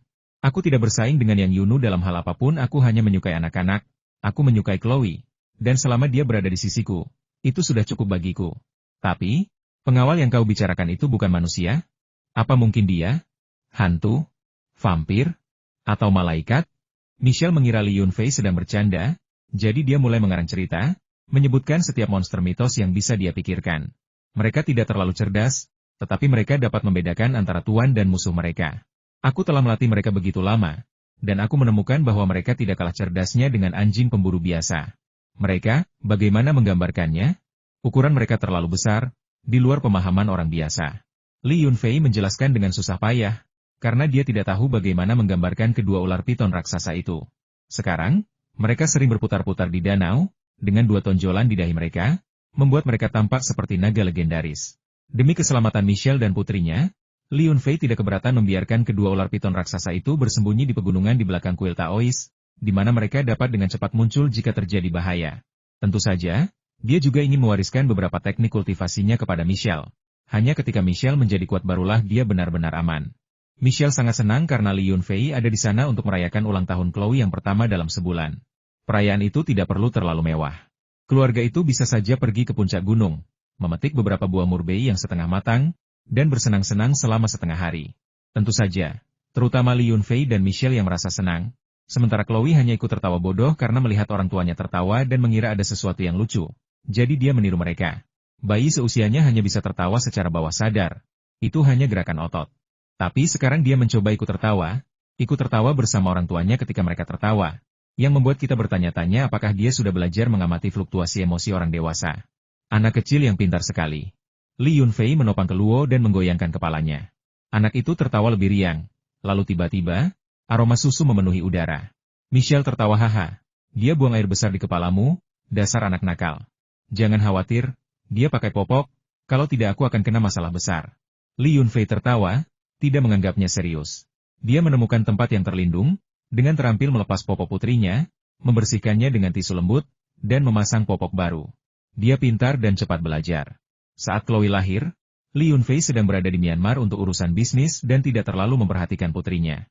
Dia baru mulai belajar setelah tiba di sini kemarin, tetapi dia belajar dengan cukup cepat dan melakukannya dengan sangat baik. Tidak jauh berbeda dengan Michelle. Mereka memasukkan kotoran yang mereka buang ke dalam kantong sampah dan membawanya, mencemari lingkungan secara cuma-cuma. Ada beberapa tempat sampah anyaman rotan di sebelah kuil Taois. Mengingat topik kemarin, Michelle bertanya, kau masih belum memberitahuku pengawal aneh macam apa mereka? Kalau dipikir-pikir, aku tidak takut apapun kecuali ular. Ya Tuhan, kau tidak mungkin mengirim 2 ular sebagai pengawal untuk kami, ibu dan anak, kan? Aku tidak percaya ular secerdas itu. Li Yunfei tidak menyangka Michelle akan menebak pikirannya dengan mudah hanya dengan senyum malu-malu. Ia tidak punya pilihan selain menjelaskan. Mereka mirip ular, tetapi jauh lebih besar, yang biasa disebut ular piton. Kecerdasan mereka pasti akan memuaskanmu, jika kamu tidak takut. Oh, itu ular piton. Aku takut ular, tapi tidak dengan ular piton. Lepaskan mereka agar aku bisa melihatnya. Mata Michelle berbinar ketika mendengar itu adalah ular piton, menunjukkan sama sekali tidak ada rasa takut. Tapi mereka benar-benar besar, ukuran mereka jauh melebihi rekor manusia. Li Yunfei merasa sakit kepala saat memikirkan 2 ular piton raksasa yang panjangnya hampir 20 meter. Khawatir Michelle tidak akan mampu menanganinya. Ya Tuhan, ini keajaiban. Rekor dunia saat ini untuk ular piton terpanjang adalah 14,85 meter, yang sudah merupakan keajaiban di antara ular piton. Mungkinkah ular piton yang kau jinakkan ini bahkan lebih besar dari itu? Seru Michelle dengan takjub. Apakah sekitar 20 meter dihitung? Tanya Li Yunfei dengan santai. Oh sayang, kamu yakin tidak bercanda? Ini keajaiban. Jika ini benar, kita bisa mengajukan Guinness World Record. Jaga profil Anda tetap rendah. Kami orang Tiongkok tidak suka pamer. Jadi, kedua ular piton raksasa ini akan menjadi pengawal tersembunyi Anda, terbukti sangat efektif di saat-saat genting. Dan saya juga akan mengajari Anda beberapa teknik bela diri yang tidak membutuhkan banyak usaha untuk menjadi ahli. Aku tidak punya harapan tinggi untuk menjadi seorang ahli, karena aku tahu itu sangat sulit. Seperti kakekku, dia berlatih tanpa henti. Hampir tidak pernah punya waktu luang. Kurasa aku tidak bisa melakukan itu. Ayahku juga tidak bisa. Itulah sebabnya dia menjadi seorang pelaibau. Jadi, dibandingkan dengan usahaku sendiri, aku lebih menantikan kejutan dari luar. Katakan padaku cepat, kapan aku bisa melihat dua ular piton raksasa yang telah kau jinakkan? Malam ini, aku harus menggunakan peluitku untuk memanggil mereka keluar dari hutan, jawab Li Yunfei. Membuat ular piton muncul itu mudah. Tantangan sebenarnya adalah melatih mereka agar akur dengan Michelle dan putrinya. Saat senja tiba, Li Yunfei dan Michelle kembali ke kuil Tao bersama putri tercinta mereka. Para murid di kuil sudah mengetahui hubungan mereka dan sesekali mengangguk serta menyapa mereka. Li Yunfei merasa harus memberi nasihat kepada Xuanyin Taoist. Para Taoist muda ini tidak boleh turun gunung. Jika urusan mereka sampai ke telinga Yang Yunu, hari-hari baik mereka mungkin sudah dihitung. Setelah memikirkannya, saya menyadari ada caranya. Jika saya bisa mengungkapkan beberapa metode pelatihan seni bela diri dalam catatan pencerahan kepada guru Xuanyin dan membiarkan beliau melatih murid-muridnya dengan cara itu, maka para Taoist muda ini tidak akan punya waktu untuk turun gunung dan bermain. Malam tiba dengan cepat. Li Yunfei diam-diam memasuki dimensi spasialnya dan meninjau kembali metode yang biasa ia gunakan untuk melatih ular piton. Kedua ular piton raksasa itu memahami maksud Li Yunfei dan tahu bahwa mereka harus pergi, dan tanpa agak enggan. Namun, mereka telah lama dilatih oleh Li Yunfei, dan begitu perintah diberikan, mereka tidak berani membantah. Di bawah kegelapan malam, Li Yunfei melemparkan mereka keluar dari ruang sempit itu ke dalam hutan. Dengan raungan yang memekakan telinga, tanah bergetar, dan beberapa pohon besar roboh. Ular piton raksasa itu, yang telah hidup di ruang sempit begitu lama, tidak hanya bertambah panjang tetapi juga tebal. Ular piton emas itu secara bercanda disebut Wang Cai oleh Li Yunfei karena seluruh tubuhnya berkilauan emas dan dianggap sangat membawa keberuntungan untuk kekayaan. Makhluk ini juga sangat cerdas, sehingga nama Wang Cai bahkan lebih cocok daripada nama seekor anjing. Ular piton hitam itu liar dan tak jinak, seringkali menimbulkan masalah kecil. Di masa lalu, ketika dilepaskan untuk melakukan tugas-tugas kecil, ia bahkan memakan manusia. Setelah beberapa kali diberi pelajaran oleh Li Yunfei, ia menjadi jauh lebih patuh. Karena tahu bahwa memakan manusia akan menimbulkan masalah serius dan mengakibatkan pemukulan hebat, ia beralih ke pola makan vegetarian dan sekarang lebih sering mencuri buah daripada ikan. Begitu kedua ular piton raksasa itu dilepaskan, mereka berguling-guling di tanah dan langsung mengeluarkan raungan yang menggembirakan. Raungan ular piton itu sangat aneh, seperti getaran yang disebabkan oleh semacam suara yang bergesekan dengan udara. Meskipun tidak terlalu keras, raungan itu cukup untuk membuat orang-orang di dekatnya mundur selangkah atau terhuyung-huyung. Li Yunfei adalah satu-satunya yang berada di depan mereka, jadi dia tentu saja tidak terpengaruh oleh mereka. Hanya dedaunan dan ranting yang bergerak, seperti angin aneh yang berhembus dari tanah. Daun dan ranting yang patah beterbangan kemana-mana. Setelah debu menghilang, dua kepala besar mereka muncul, satu berwarna emas dan satu berwarna hitam, seperti dua rumah kecil. Kedua mata mereka seperti jendela kecil rumah-rumah itu, berkedip dan memancarkan cahaya redup. Di ruang sempit itu, Li Yunfei sering terbang berputar-putar di atas kepala mereka. Sebenarnya, Li Yunfei berdiri di bawah dua kepala raksasa, merasa cukup tertekan. Xiao Hei, Wang Cai, diamlah. Apakah kalian ingin membuat semua orang panik? Perhatikan baik-baik, mulai sekarang kalian berdua hanya boleh berada di sekitar kuil Tao kecil ini, tetapi jangan menyakiti para Taois ini, karena mereka semua adalah teman-temanku. Namun, tujuan perjalanan kalian adalah untuk membantuku melindungi dua anggota keluarga yang sangat penting. Aku akan memperkenalkan kalian kepada mereka nanti. Begitu Li Yunfei selesai berbicara, Guru Xuanyin dan Yi Huai'an, yang telah mendengar suara aneh itu, sudah bergegas mendekat. Mereka telah berlatih kultivasi hampir sepanjang hidup mereka dan memiliki keterampilan serta kecepatan yang sangat tinggi. Menempuh jarak beberapa ratus meter hanya membutuhkan beberapa tarikan napas. Ketika mereka mendengar raungan aneh yang datang dari hutan, mereka langsung merasakan ancaman yang kuat. Mereka berlari ke sana dan melihat punggung Li Yunfei berdiri di depan hutan. Tampaknya sedang melakukan sesuatu. Tetapi ketika mereka mendongak, astaga, kedua pendeta Taois berpengalaman itu sangat ketakutan sehingga mereka hampir tersandung dan jatuh. Ini bukan lagi ular piton. Ini adalah makhluk mengerikan. Kepala ular piton normal seperti keranjang kecil, dan beruntung jika bisa menelan seseorang utuh. Tapi ular-ular ini berbeda. Kepala mereka seperti rumah kecil. Dan mereka sepertinya berpikir hanya akan menelan 10 atau 8 orang sekaligus. Lari! Lari! Li Yunfei, apakah kau ketakutan setengah mati? Ketika Guru Suanyin melihat ular piton yang sangat besar ini, dia tidak berani melawannya. Jika itu adalah kultivator spiritual, dia setidaknya bisa melancarkan beberapa serangan jarak jauh. Tetapi kultivator bela diri tidak pandai menghadapi monster seperti itu. Yi Huai'an, sebagai murid senior, memiliki keterampilan bela diri yang unggul dan lebih mengkhawatirkan menantunya. Dalam keadaan seperti itu, dia meraung, menendang kerikil, dan melemparkannya ke arah ular piton emas, sengaja memprovokasinya untuk menarik perhatiannya dan menyelamatkan Li Yunfei. Batu kerikil itu mengenai rahang atas ular piton emas. Ular itu berhenti sejenak, menggelengkan kepalanya yang besar seolah mengusir lalat, lalu menatapi Huai'an dengan bingung, bertanya-tanya apa yang sedang dilakukan lelaki tua itu dan mengapa ia menggunakan batu kerikil untuk menggelitik dirinya sendiri. Tidak sakit sama sekali.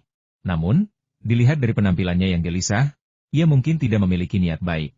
Jika ia tidak mengenakan jubah Taois, ular piton emas itu pasti akan mengayunkan ekornya ke arahnya. Hah? Kenapa tidak bereaksi?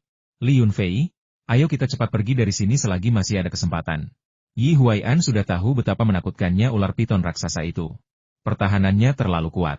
Ketika dia menendangnya dengan sekuat tenaga, kerikil bisa menembus lapisan besi tipis, tetapi tidak bisa melukai sisiknya. Li Yunfei kemudian menyadari bahwa kedua orang itu datang untuk menyelamatkannya. Mereka mengira dia diserang oleh ular piton. Jadi mereka bergegas dengan gegabah untuk mencoba menarik perhatian ular piton tersebut.